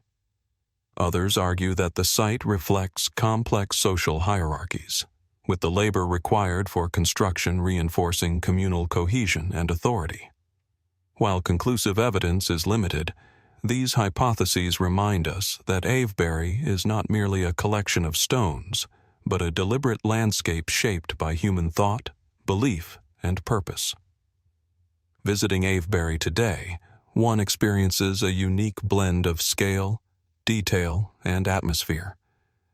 The stones tower overhead, some leaning with age, others partially buried, yet all exuding a sense of permanence. The surrounding countryside rolls gently, concealing traces of Neolithic occupation, yet the stone's shadows and alignments suggest a deliberate dialogue with the land. Walking among the circles, one can almost sense the rhythm of ceremonies, the careful placement of offerings, or the coordination of labor that built this extraordinary monument. It is a space that continues to provoke reflection, inviting observers to imagine the lives, beliefs, and intentions of the people who raised these stones so long ago. What compelled Neolithic communities to conceive a site of such scale, precision, and ambition? Was Avebury a ceremonial hub, a calendrical instrument, a social statement, or all of these simultaneously? How much knowledge, engineering, astronomical, social, was encoded within the stones and the earthworks, only partially visible to modern investigation? And what secrets might remain buried beneath the soil, within the stone alignments, or hidden in the patterns of the surrounding landscape, waiting for discovery? Avebury endures as both monument and mystery, a landscape where human skill, vision, and ritual converge in enduring stone. It challenges our assumptions about prehistoric societies, reminding us that their knowledge, labor, and imagination could produce works of lasting power and beauty. Standing within the circles today, one is left not with answers, but with questions. Questions about intention, knowledge, and meaning. About the hands that moved the stones, the minds that arranged them, and the lives that intersected with this extraordinary place. In its silence, Avebury speaks, inviting wonder, reflection, and the enduring pursuit of understanding what our ancestors sought to communicate across thousands of years. As we leave behind the rolling chalk plains of Wiltshire and the monumental stones of Avebury, our journey carries us across the seas and deserts of West Africa to a landscape where the earth itself has been shaped by human hands in ways that remain largely unexplained.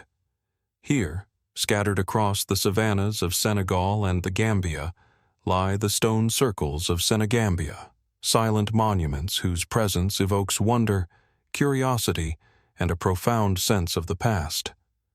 From a distance, the circles appear as simple arrangements of stones, dotting the landscape like punctuation marks on the terrain, yet upon closer inspection, their scale, precision, and cultural resonance become immediately compelling. Walking among the circles, one is struck first by their sheer number and spatial distribution. Over 1,000 individual sites have been documented, forming patterns that vary from small clusters of a few stones to vast circles exceeding 30 meters in diameter. Each site consists of upright stones, often arranged in circles or ovals, sometimes aligned with pathways, ditches, or burial mounds. Many of the stones are relatively small, yet their placement is deliberate, creating a sense of rhythm, geometry, and intent that transcends randomness.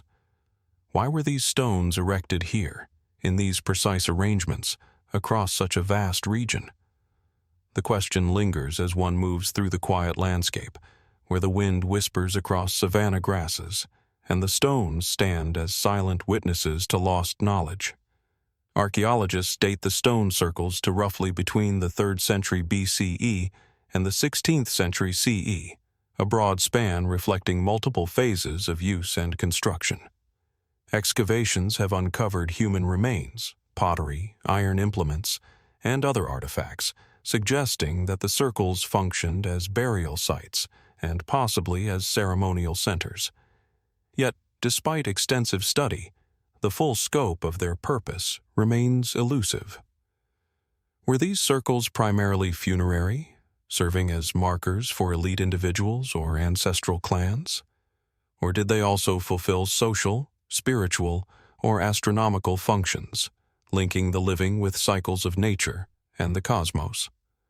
The answers remain partly obscured, leaving space for careful observation and speculation. The construction techniques of the Senegambian circles are deceptively simple, yet suggest considerable planning and coordination. Stones were collected, shaped minimally, and placed upright in the soil with attention to spacing, orientation, and pattern. The repetition of circular and oval forms across the landscape implies not only aesthetic or symbolic intention, but also an understanding of geometry and proportion. Did the builders use these patterns to convey social or spiritual messages? Could the placement of stones have encoded cosmological knowledge, reflecting the movement of sun, moon, or stars across the savanna sky? These possibilities, while speculative, invite reflection on the cognitive and cultural sophistication of the societies responsible for the circles. The circles often appear in clusters, with multiple sites located within a few kilometers of one another. This density suggests that the region was of particular ritual or cultural significance. Were these sites linked by paths or networks of communication, connecting communities over distances and creating a landscape imbued with social and spiritual meaning? Did the arrangement of circles reflect territorial boundaries, clan relationships, or pilgrimage routes, allowing participants to move through a sacred geography carefully orchestrated across centuries? The absence of written records renders these questions tantalizingly open, allowing only cautious inference from spatial patterns and material remains. Some stones bear evidence of human modification, such as grooving or shaping, hinting at symbolic or functional use. Others appear deliberately chosen for their height, color, or texture, perhaps to mark prominent positions within the circle or landscape. Could these choices reflect ritual cosmology, status, or ancestral commemoration? Might the interplay between stone, earth, and open sky have been designed to evoke a connection with spiritual realms, natural cycles, or social hierarchy? The precise intention behind these choices remains speculative, yet their very deliberation attests to careful thought, effort, and meaning embedded in the landscape. The stone circles of Senegambia also raise questions about labor and organization. Even with relatively modest stones, erecting hundreds of markers across the savanna would have required collective effort, planning, and coordination. Did communities assemble seasonally for this purpose, performing rites and tasks that reinforced social cohesion while contributing to the construction of sacred space? Was the act of building itself a form of ritual, a tangible expression of devotion, social identity, or cosmic understanding? The circle's endurance over centuries suggests that their significance transcended individual lifetimes, persisting as markers of memory, belief, and authority. Speculative interpretations extend further into the realm of astronomy and cosmology. Some researchers have proposed that the stone's placement corresponds with solar or lunar events, suggesting that the circles could have functioned as calendrical instruments, guiding agricultural or ceremonial activities. Others posit that their geometric regularity and spatial relationships reflect complex symbolic systems or networks of ritual knowledge shared across communities. While concrete evidence is limited, these ideas underscore the capacity of the circles to provoke inquiry, reflection, and wonder. Walking among the stones today, one is struck by their quiet authority.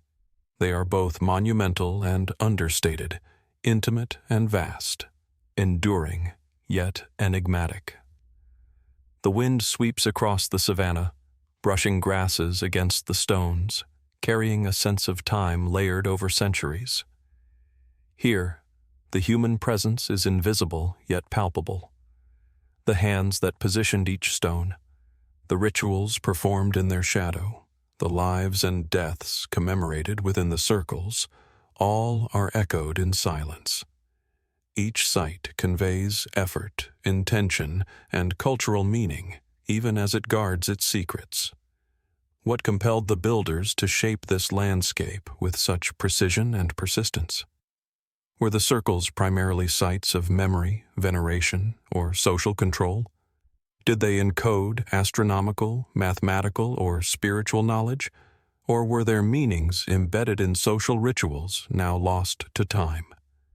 And what else might remain hidden beneath the soil, within alignments, or in the subtle relationships between circles and landscape, waiting for patient observation and careful study to reveal it? The stone circles of Senegambia endure as both monument and mystery, a testament to human ingenuity, belief, and organization.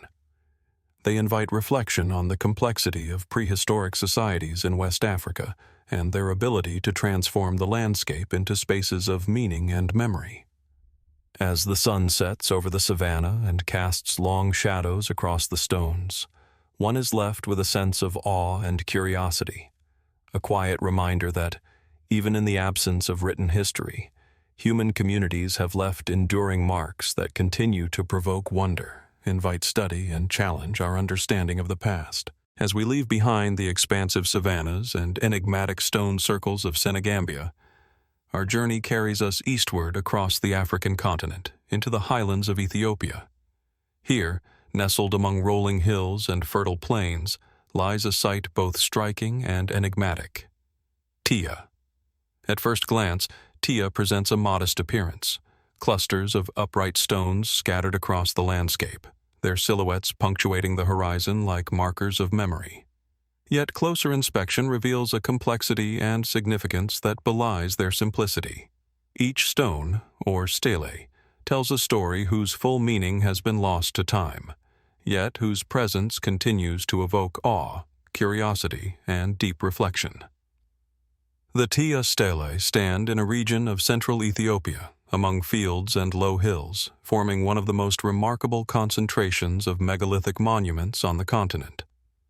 There are at least 36 known stelae, ranging in height from a meter to over 5 meters, many carved with enigmatic symbols and geometric patterns. Some display depictions of swords, spears, and human figures, while others remain unadorned, their surfaces smoothed and polished by centuries of wind and sun. The stones are set upright in precise arrangements, though no clear pattern has yet been universally agreed upon. Their placement, spacing, and symbolic carvings suggest deliberate intent, yet the reasons for their erection remain largely obscure. Dating of the Tiya site suggests construction around the 1st millennium CE, though some estimates place earlier origins within the 1st millennium BCE. Archaeologists consider the stelae part of a larger funerary or ritual landscape, with evidence of burial pits and grave markers in proximity. Yet, unlike other megalithic sites, the stelae do not appear to form enclosures or alignments typical of astronomical observation. This ambiguity invites reflection. Were these stones meant to mark sacred spaces, commemorate the dead, or signal social and political authority? Or did they fulfill multiple roles, merging ritual, memory, and symbolism in ways that are no longer immediately visible to modern observers? The carvings on many of the stelae offer tantalizing clues, though their interpretation remains contested. Weapons engraved on the stones suggest martial or protective symbolism, while abstract geometric patterns, circles, crosses, and intricate lines, indicate symbolic or spiritual significance. Some researchers posit that the stelae marked the graves of prominent individuals or clans, serving as both memorials and markers of status. Others suggest that the carvings may reflect cosmological beliefs, social hierarchies, or ancestral veneration, encoded in a language of symbols now lost. How did the people of Tiya communicate complex ideas through stone, and what knowledge or intention guided their designs? The technical aspects of construction are equally compelling. The stones were quarried locally, yet their transportation, placement, and carving required skill, coordination, and significant effort. Even the smaller, unadorned stelae display careful selection, shaping, and placement, indicating that every monument had a deliberate role within the larger landscape. Were the processes of carving and erecting these stones ceremonial acts in themselves, reinforcing community cohesion or spiritual observance? Could the act of creation have been as significant as the monuments themselves, embedding social, spiritual, and cultural knowledge in each upright stone? The spatial arrangement of the Tiya Stelae also prompts questions about the worldview of their creators. Though not aligned along obvious astronomical axes, the stones form clusters and orientations that suggest careful planning. Did these arrangements reflect kinship ties, territorial boundaries, or patterns of ritual movement? Were the stelae placed in relation to natural features such as hills, rivers, or sacred groves, creating a landscape imbued with layered meaning? The integration of stones within their surrounding environment indicates an awareness of place and a desire to communicate through spatial relationships as well as symbolic carving. Speculative theories extend further into the interpretation of symbolism and ritual. Some suggest that the Tiya Stelae may have functioned as markers for pilgrimage or ritual pathways, guiding participants through ceremonial practices that remain unknown.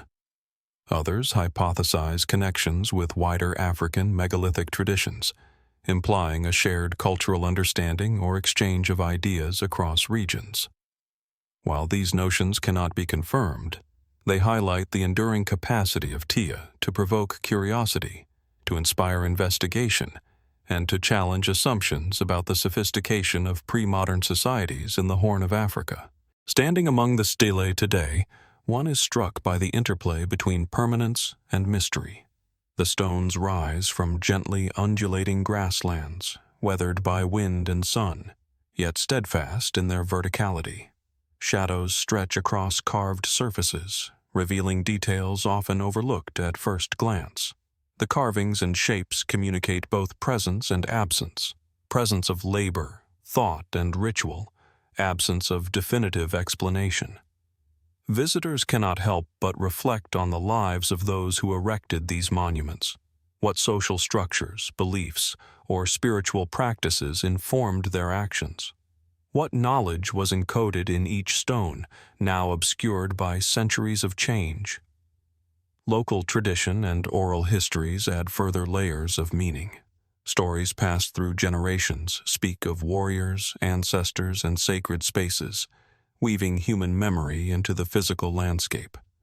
While these narratives cannot be historically verified, they attest to the stelae's ongoing role in shaping cultural identity and collective memory. The Tiya site remains a living monument, where past and present intersect, and where the mystery of origin and intent continues to inspire reverence and contemplation. What motivated the people of Tiya to raise these stones with such care and symbolic attention? Were the stelae primarily commemorative, social, spiritual, or a combination of all three? And what aspects of their purpose remain hidden in the landscape, waiting for future exploration to reveal connections between stones, burials, and the environment? The Tiya Stelae endure not merely as markers of the dead, but as profound enigmas of human creativity, ritual, and memory, challenging us to consider what lies behind their silent presence. Here, among the Ethiopian highlands, the stelae stand as witnesses to centuries of human thought and activity, their carvings and placements speaking in a language partially lost to time. They remind us that ancient communities could manipulate stone, space, and symbolism to create enduring monuments, and that even today, the full meaning of these actions remains tantalizingly beyond our grasp. The Tiya Stelae invite us to linger, to observe, and to ponder. What knowledge, beliefs, or practices did these stones encode? And what mysteries of human history are still waiting to be uncovered beneath the grass and sky of this remarkable landscape? As we leave the highlands of Ethiopia and the enigmatic stelae of Tiya behind, Our journey moves across continents and oceans to the arid coastal plains of Peru, where the desert meets the Andes and the sky seems impossibly vast. Here, among rugged hills and parched earth, lies a monument of ancient ingenuity, Chankillo. Unlike the monuments we have encountered so far, Chankillo is not a fortress, not a burial site, but a carefully orchestrated landscape built to measure the movements of the sun. Yet even in its precision, it retains an aura of mystery, provoking questions about the knowledge, purpose, and culture of those who built it. From a distance, Chankillo appears deceptively simple, a linear sequence of 13 low, evenly spaced stone towers stretching across a ridge like a jagged comb. Yet, as one approaches, the scale and intention become apparent. Each tower stands precisely positioned, forming an alignment that stretches over 300 meters, oriented along the horizon to mark the points of sunrise and sunset throughout the year. The construction integrates the natural topography with human design, combining ridges, towers, and observation points to create a functioning solar observatory. In a landscape otherwise defined by aridity and isolation, these stones convey both intellectual mastery and profound attention to the cycles of the natural world. The site dates to roughly 300 BCE, belonging to the Chasma Sachem culture, a society capable of sophisticated engineering, agriculture, and urban planning. Archaeologists have identified observation points situated on hills flanking the towers, where an observer could track the rising and setting sun throughout the solar year. From these vantage points, the 13 towers appear to mark not only the solstices, but also intermediate positions, dividing the solar cycle into roughly equal increments. This precision implies careful observation over generations, along with an understanding of the solar year and its relevance to agriculture, ritual, or social organization. Walking among the towers, one is struck by the simplicity of the stones and the complexity of their arrangement. The towers themselves are modest in construction, low walls of stone, yet their placement is deliberate, mathematical, and aligned with extraordinary accuracy. How did the builders determine these alignments without the instruments of modern astronomy? Was it careful trial and observation over many years, passed down orally through generations, or a codified system of measurement we no longer understand? The effort required to conceptualize and realize such a structure speaks to a society that not only observed the heavens, but also integrated that knowledge into the built environment. Chankillo's function as a solar observatory is supported by multiple lines of evidence. Observations confirm that from the designated viewing points, the sun rises and sets in alignment with the outer towers at the solstices, while the intermediate towers mark the progression of the sun along the horizon throughout the year. This allowed for the creation of a reliable solar calendar, essential for agricultural planning in a desert environment where timing could determine survival. Yet, the sophistication of the site suggests that its role may have extended beyond practical necessity. Could the observatory also have been a ceremonial or ritual space, where the passage of the sun was celebrated and linked to religious or cosmological beliefs? The location itself invites speculation. Positioned atop a ridge with commanding views of the surrounding valleys, Chankillo is both visible and imposing, yet difficult to access. Was this isolation intended to elevate the site spiritually, creating a sense of sacredness, or simply a practical choice for visibility and observation? The surrounding landscape contains traces of settlements, terraces, and infrastructure, hinting at a complex society capable of mobilizing labor, coordinating construction, and integrating scientific knowledge with daily life. How much of this knowledge, astronomical, mathematical, social, was encoded in the site, accessible only to a select few, and how much was shared with the wider community? The architecture of Chankillo, though understated, is remarkable in its integration with both time and space. The towers are not uniform. Some are slightly larger, others smaller, some positioned on minor ridges, others on gentle slopes. This variation may correspond to observational needs, marking critical points in the solar cycle with greater prominence. Were these subtle differences deliberate signals to those who understood their meaning? Or do they reflect adaptation to terrain, balancing idealized alignment with practical constraints of construction and visibility?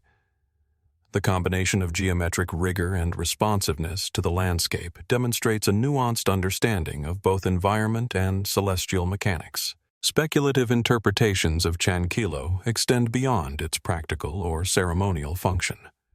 Some researchers suggest that the site may have had cosmological significance, encoding beliefs about cycles of life, death, and renewal, or representing the sun as a deity whose movements guided social and agricultural rhythms.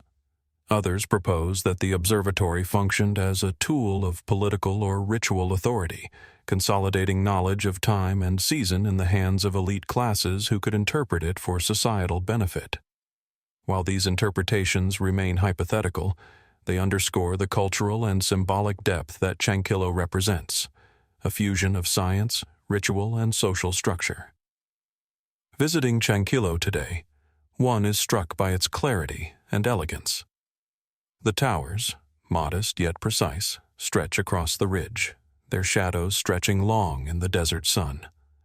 Standing at an observation point, it is easy to imagine ancient observers charting the sun's movement, marking the solstices, and perhaps conducting ceremonies aligned with these cosmic rhythms. The experience evokes a sense of continuity with the past. Human curiosity, ingenuity, and the drive to understand the world are tangible here, encoded in stone and horizon.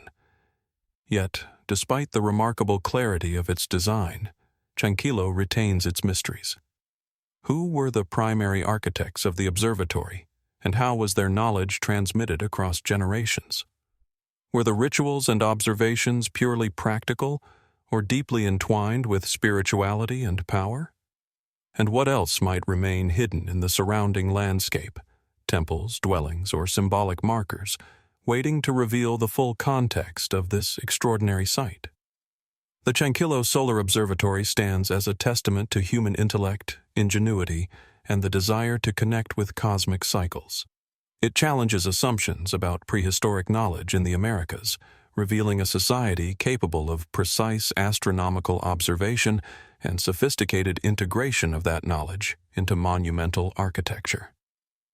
The 13 towers, aligned with the sun and stretching across the ridge, offer both clarity and enigma, a tangible record of observation whose full story continues to elude us. As the sun rises and sets along the Chankillo Ridge today, casting long shadows across the towers, one cannot help but wonder, what other secrets were encoded in stone, sky, and landscape by the people who observed, calculated, and constructed this remarkable observatory? How much remains hidden, waiting for careful study, insight, or interpretation to bring it to light? In its simplicity and precision, Chankillo speaks across millennia, a monument to human curiosity and an enduring invitation to explore the intersection of science, ritual, and mystery. As the sun begins to fade behind the ridges of Peru's coastal deserts and the Chankillo towers recede into memory, our journey returns to the Iberian Peninsula, where rolling hills, fertile plains, and scattered oak groves conceal monuments that whisper of the distant past. Among these, the Dolmen of Soto stands as a testament to prehistoric ingenuity, an enigmatic structure that continues to challenge our understanding of Neolithic architecture and ritual. Situated on a gentle rise in the countryside of Andalusia, Spain, this dolmen is both subtle and commanding, its massive stones partially concealed by vegetation, yet unmistakably deliberate in their arrangement, inviting closer inspection and reflection. Approaching the Dolmen of Soto, the first impression is one of weight and permanence. The structure is composed of several enormous capstones supported by upright orthostats, forming a burial chamber whose scale is surprising in its simplicity and elegance. The largest stones are meticulously positioned, their surfaces smoothed in places, while other sections retain the rugged texture of unworked rock. The chamber itself is low and elongated, oriented along a precise axis that suggests an awareness of directional or celestial considerations. Even as it lies partially buried beneath centuries of soil and vegetation, the dolmen communicates intention, permanence, and a connection to both landscape and sky that remains compelling to modern observers. Dating places the Dolmen of Soto within the late Neolithic, approximately 4,500 to 5,000 years ago, a period when megalithic architecture flourished across the Iberian Peninsula. The site appears to have functioned primarily as a funerary monument, though evidence of ritual activity suggests that it may also have served broader ceremonial purposes. Excavations have uncovered human remains, pottery fragments, flint tools, and traces of burnt offerings, hinting at practices that extended beyond simple interment. Yet despite careful study, many aspects of the dolmen's construction, use, and cultural significance remain obscure. How did the builders select, transport, and erect stones weighing several tons without the advantage of advanced machinery or written plans? What social structures enabled the coordination of labor and knowledge necessary to achieve such enduring architecture? The architecture of the Dolmen of Soto is deceptively simple, yet imbued with sophistication. The upright stones, some exceeding 2 meters in height, are arranged to form a stable chamber, with capstones carefully balanced atop.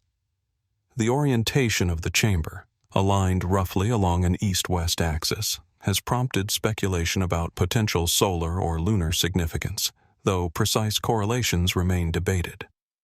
Could the dolmen have been constructed to mark the passage of the sun, to align with solstices or equinoxes, or to facilitate rituals synchronized with celestial events? The precision of the placement, coupled with the substantial effort required to erect the stones, indicates a society deeply attuned to both the physical and symbolic dimensions of their environment. Transporting and erecting the stones would have required not only physical strength, but also ingenuity, planning, and collaboration. It is likely that the builders employed levers, rollers, and inclined planes to move the massive stones into position. Yet the exact methods remain uncertain. Did the process involve communal gatherings, ritualized labor, or symbolic gestures that reinforced social cohesion while achieving practical results?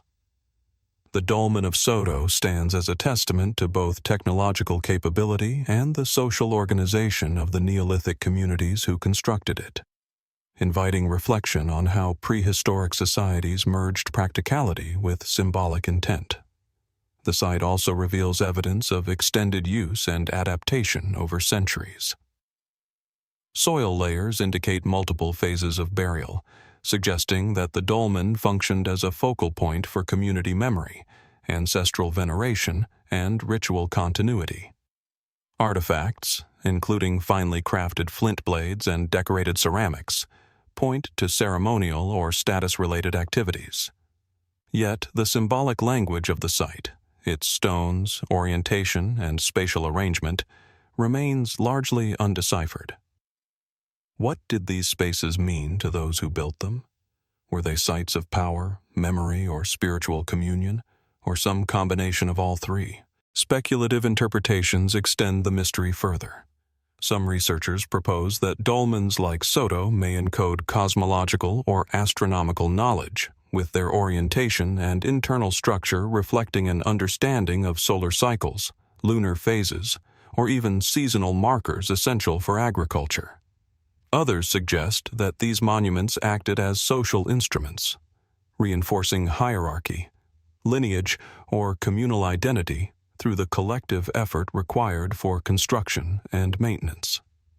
Could the Dolmen of Soto have simultaneously served as a calendar, a ritual space, and a symbol of social cohesion, its stones carrying multiple layers of meaning intelligible only to those who participated in its creation?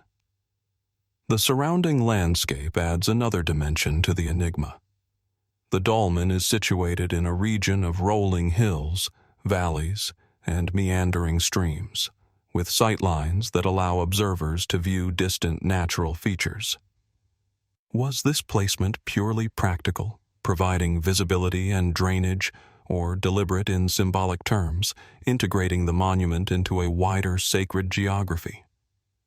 Nearby terraces, fields, and smaller megalithic structures hint at a network of connected sites, suggesting that Soto was part of a larger cultural and ceremonial landscape.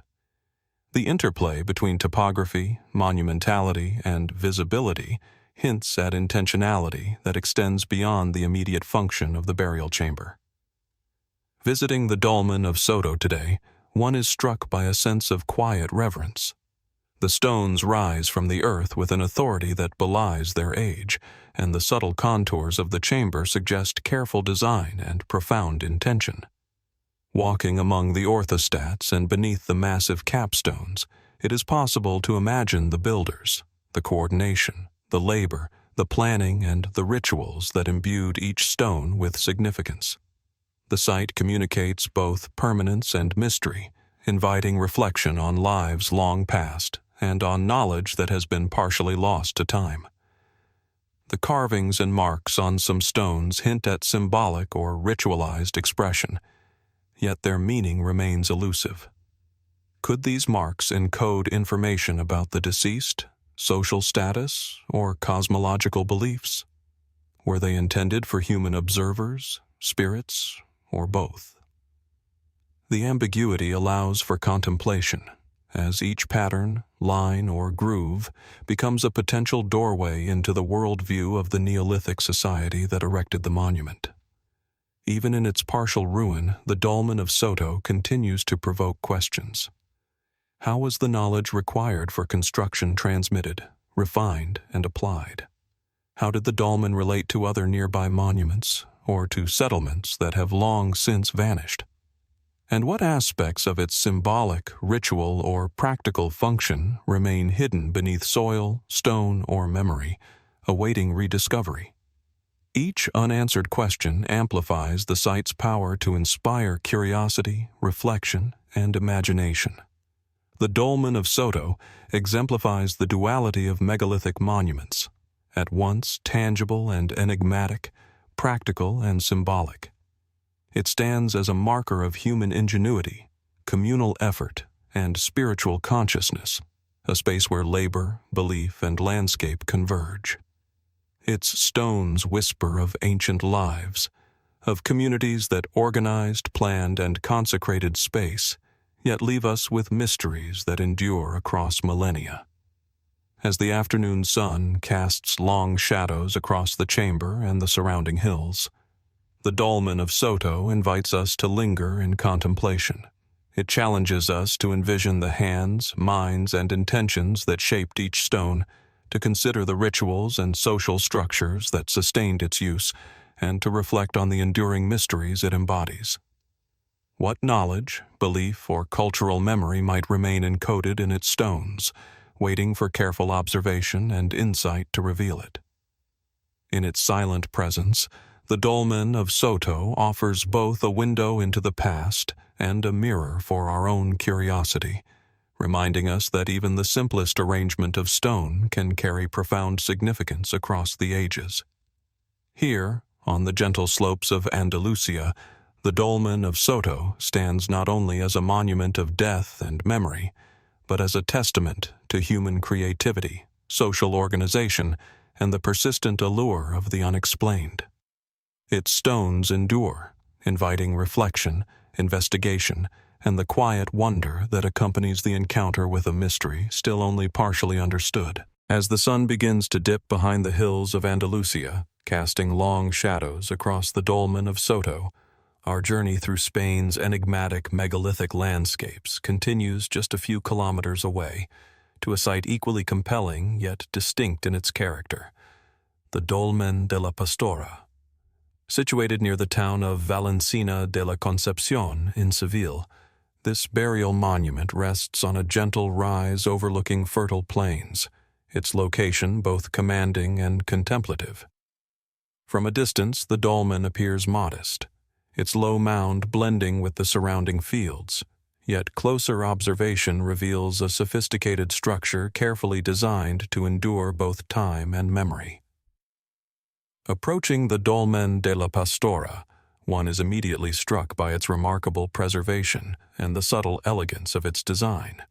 The burial chamber is accessed via a long corridor, formed by upright stones that guide the visitor inward, culminating in a circular central chamber. The capstones, massive yet balanced with apparent ease, seem to hover above the chamber, their weight distributed across the supporting orthostats with precision that continues to intrigue archaeologists.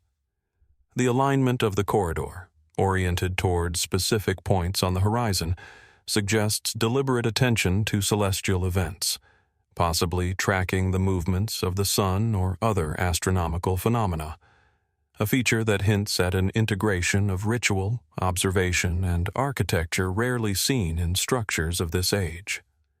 Dating places the Dolmen de la Pastora within the Copper Age, roughly 2500 to 2000 BCE, a period when megalithic construction was flourishing in the Iberian Peninsula. Excavations have revealed human remains, pottery fragments, and symbolic artifacts, indicating that the dolmen functioned primarily as a burial site. Yet these findings also point to more complex practices: the deposition of offerings, repeated burials over generations, and traces of ritualized activity suggest that the dolmen was not merely a repository for the dead, but a site of ongoing spiritual and social significance. What beliefs guided the placement of stones and bodies alike? How did communities perceive the relationship between life, death, and the landscape that cradled this monument? The architectural sophistication of the Dolmen de la Pastora is striking. The corridor, or dromos, is long and narrow, framed by orthostats of varying height, leading to the circular chamber that forms the heart of the structure. This design creates a spatial progression, a journey from the outside world into an enclosed, sacred space. The chamber itself is carefully proportioned, its stones selected for size, shape, and placement to ensure stability and permanence. Could this spatial arrangement also have symbolic meaning, reflecting a passage from life to death, from the temporal to the eternal? The interplay of scale, orientation, and rhythm in the construction invites contemplation of both practical and metaphysical intent. Transporting and erecting the massive stones of the Dolmen de la Pastora would have required considerable ingenuity. Even with modest tools and simple machines, moving orthostats weighing several tons, shaping them, and balancing capstones atop required careful planning, coordination, and communal effort.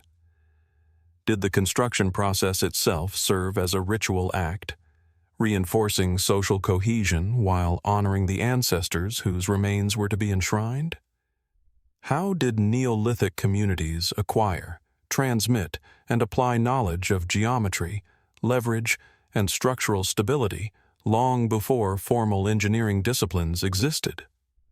The dolmen stands as both evidence of technological skill and as a marker of human collaboration, ambition, and intentionality. The orientation of the dolmen adds yet another layer of intrigue. The corridor is thought to align with the rising sun during certain times of the year, possibly solstices or other significant solar events.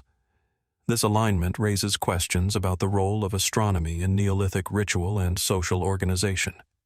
Did the builders of Dolmen de la Pastora mark the passage of the seasons to guide agricultural activity, or did they perceive celestial events as sacred moments, integrating them into burial rites?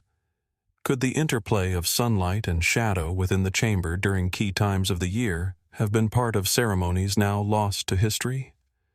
These possibilities underscore the profound connection between monument, landscape, and cosmology, suggesting that the dolmen was as much a tool for observation as it was a repository for memory. Artifacts recovered from the site hint at complex symbolic practice. Pottery, flint tools, and occasional ornamental objects suggest offerings made to the dead, while the repeated use of the dolmen over generations points to its role as a locus of communal memory. Could the arrangement of stones and objects encode social hierarchies, lineage, or ritual knowledge, intelligible only to those who participated in its construction and use? The meticulous planning, repeated use, and careful placement of stones and artifacts all suggest that Dolmen de la Pastora was not a static monument, but a living space of interaction between the living, the dead, and the cosmos. The surrounding landscape reinforces this sense of intentionality. The dolmen occupies a gentle rise, overlooking fields, streams, and distant hills. Its placement suggests both visibility and seclusion, a balance between prominence and intimacy. Were these factors chosen for practical reasons, drainage, stability, or access? Or did they carry symbolic meaning, integrating the tomb into a sacred geography where each hill, valley, and horizon line contributed to the ritual landscape? Nearby megalithic mounds and burial sites hint at a network of related monuments, implying a regional practice of burial, commemoration, and perhaps ritual travel across a landscape rich with spiritual and social significance.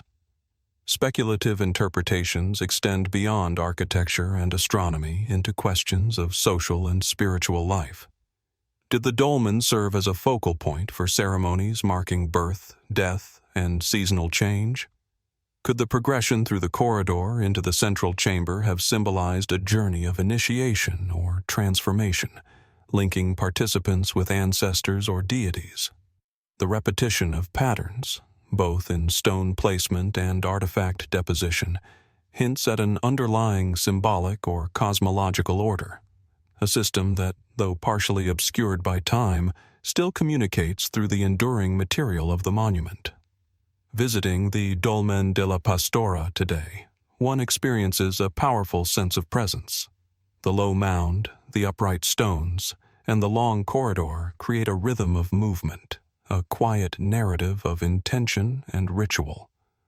The air is still, punctuated only by the sounds of wind through nearby trees and the occasional call of a bird, yet the space resonates with centuries of human activity, belief, and memory.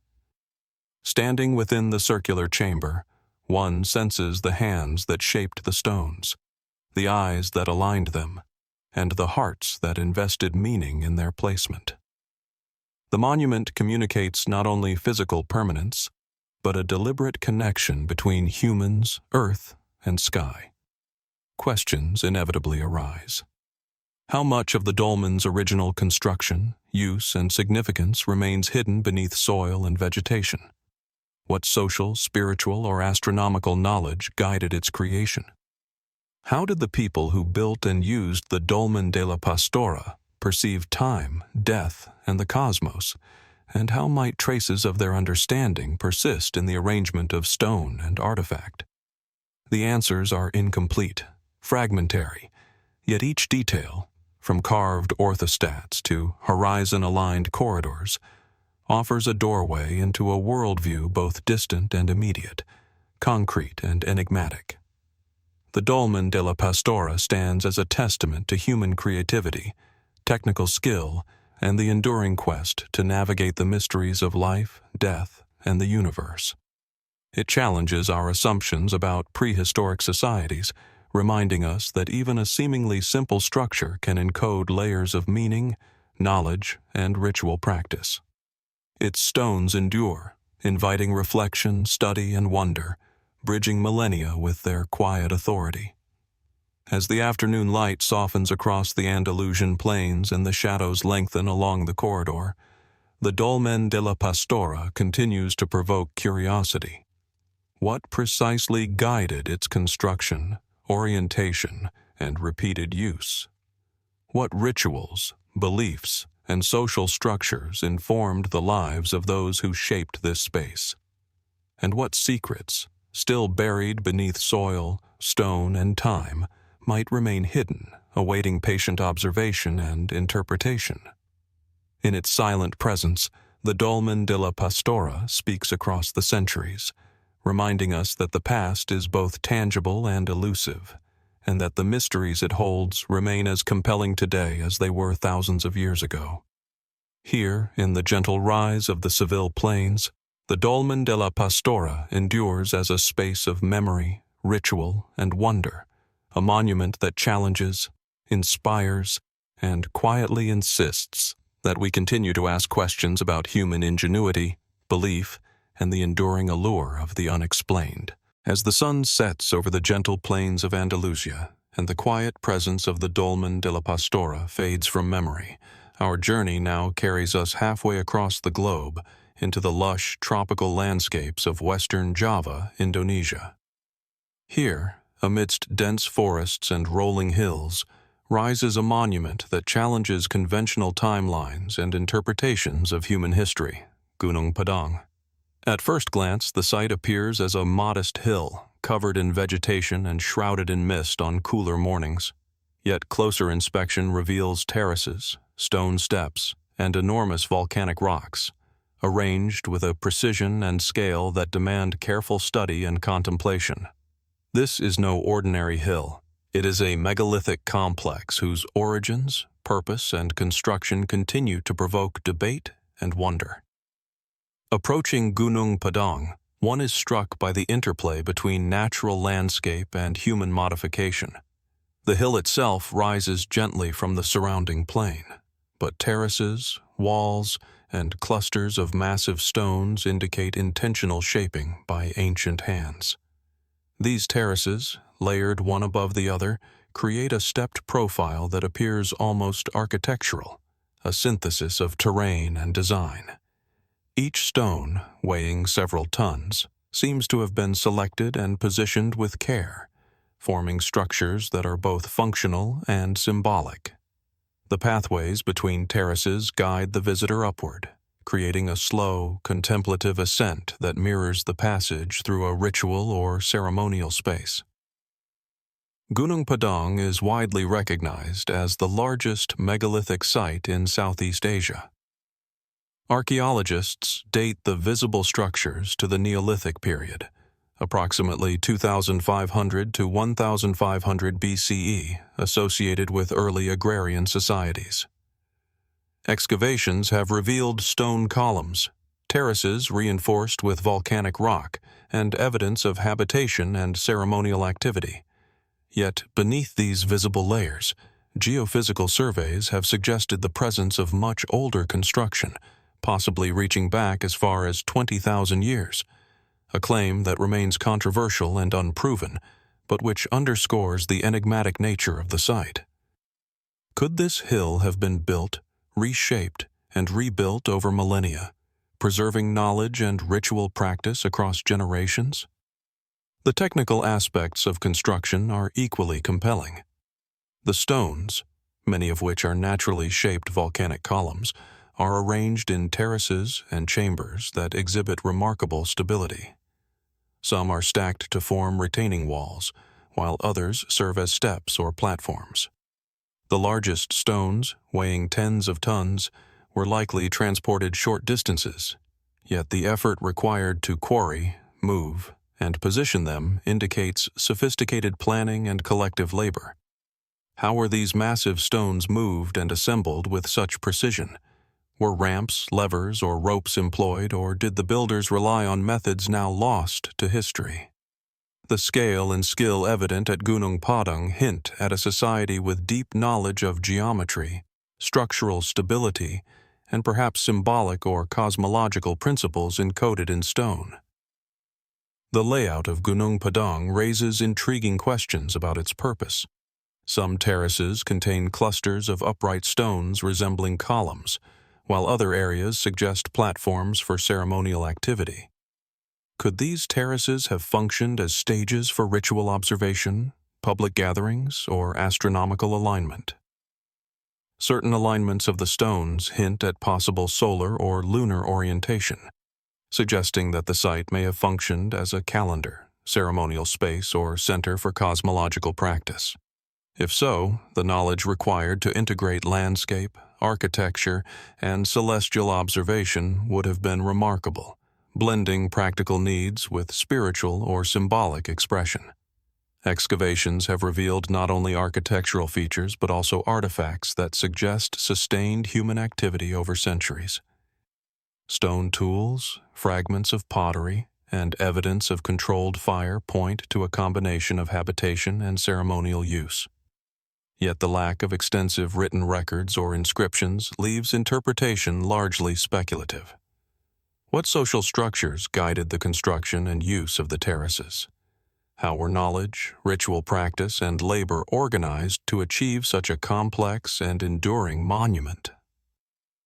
These questions highlight the challenge of understanding Gunung Padang. It is at once tangible and elusive, accessible yet resistant to definitive interpretation. Speculative theories about Gunung Padang extend beyond conventional archaeological interpretations. Some researchers propose that the site represents a previously unrecognized prehistoric civilization whose knowledge of construction and astronomy rivaled or exceeded what was thought possible for the era.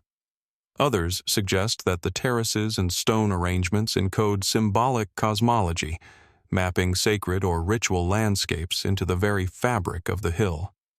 Yet these ideas remain controversial, contested by scholars who caution against overinterpretation. What is undeniable, however, is the evident human agency in shaping the hill. The terraces, stones, and pathways are too deliberate, too systematic to be natural formations, and their purpose, while elusive, reflects profound intentionality. Standing among the terraces, one is struck by the interplay of scale and perspective. From below, the hill appears as a natural rise, yet each step upward reveals additional layers of stone, platforms, and retaining walls. The act of ascent becomes an experience of both physical and cognitive engagement, as the visitor navigates a space designed to impress, guide, and perhaps inspire. Could the design itself have been intended to induce contemplation or a sense of the sacred, reinforcing communal identity, memory, or cosmological understanding? The integration of natural topography with human construction creates a dialogue between earth, stone, and sky that persists across millennia. The suggestion of older layers beneath the visible terraces adds an additional layer of mystery. Geophysical surveys, including ground-penetrating radar, indicate the presence of subsurface structures that may predate the Neolithic layers by many thousands of years. If confirmed, these findings would challenge conventional timelines for human civilization in Southeast Asia, implying knowledge of construction, organization, and ritual practice far earlier than previously recognized. Whether these interpretations are accurate or not, they serve to underscore the enduring enigma of Gunung Padang and the ways in which the site continues to provoke questions about the depth and complexity of ancient societies. Local tradition and folklore also contribute to the site's aura of mystery. Legends speak of sacred hills, ancestral spirits, and ancient kings who walked these terraces, linking the site to cultural memory and identity. While these narratives cannot be verified historically, they highlight the persistent significance of Gunung Padang in human imagination and social consciousness. The hill is not simply a collection of stones. It is a focal point of landscape, memory, and identity, a space where the human past continues to echo in the present. Today, Gunung Padang invites both study and reflection. Walking along its terraces, observing the carefully placed stones, and considering the monumental effort required to create the site, one is confronted with questions that extend beyond archaeology. What knowledge, skill, and social organization made such construction possible? How did ancient peoples integrate practical, symbolic, and perhaps cosmological concerns into the very fabric of the hill? And what secrets, hidden beneath terraces, soil, and rock, remain undiscovered, awaiting patient investigation? The site embodies the duality of human monumentality. It is both concrete and enigmatic, practical and symbolic. Gunung Padang challenges assumptions about prehistoric engineering, social structure, and ritual life, revealing a society capable of shaping stone and landscape with remarkable sophistication. Its terraces and stones endure, inviting contemplation and investigation, offering a glimpse into human ingenuity while leaving many questions unanswered. As the tropical sun filters through the misty mornings of western Java, casting shadows across terraces and volcanic stones, Gunung Padang stands silent but eloquent. It reminds us that the human impulse to build, to observe, and to ritualize is ancient, complex, and universal. Yet it also reminds us of the limits of our understanding and the mysteries that persist in stone and earth, challenging us to continue exploring, questioning, and marveling at what might still lie hidden beneath the surface of time. Here, on this verdant hill, the Gunung Padang complex endures as a monument to human curiosity, ingenuity, and ritual expression.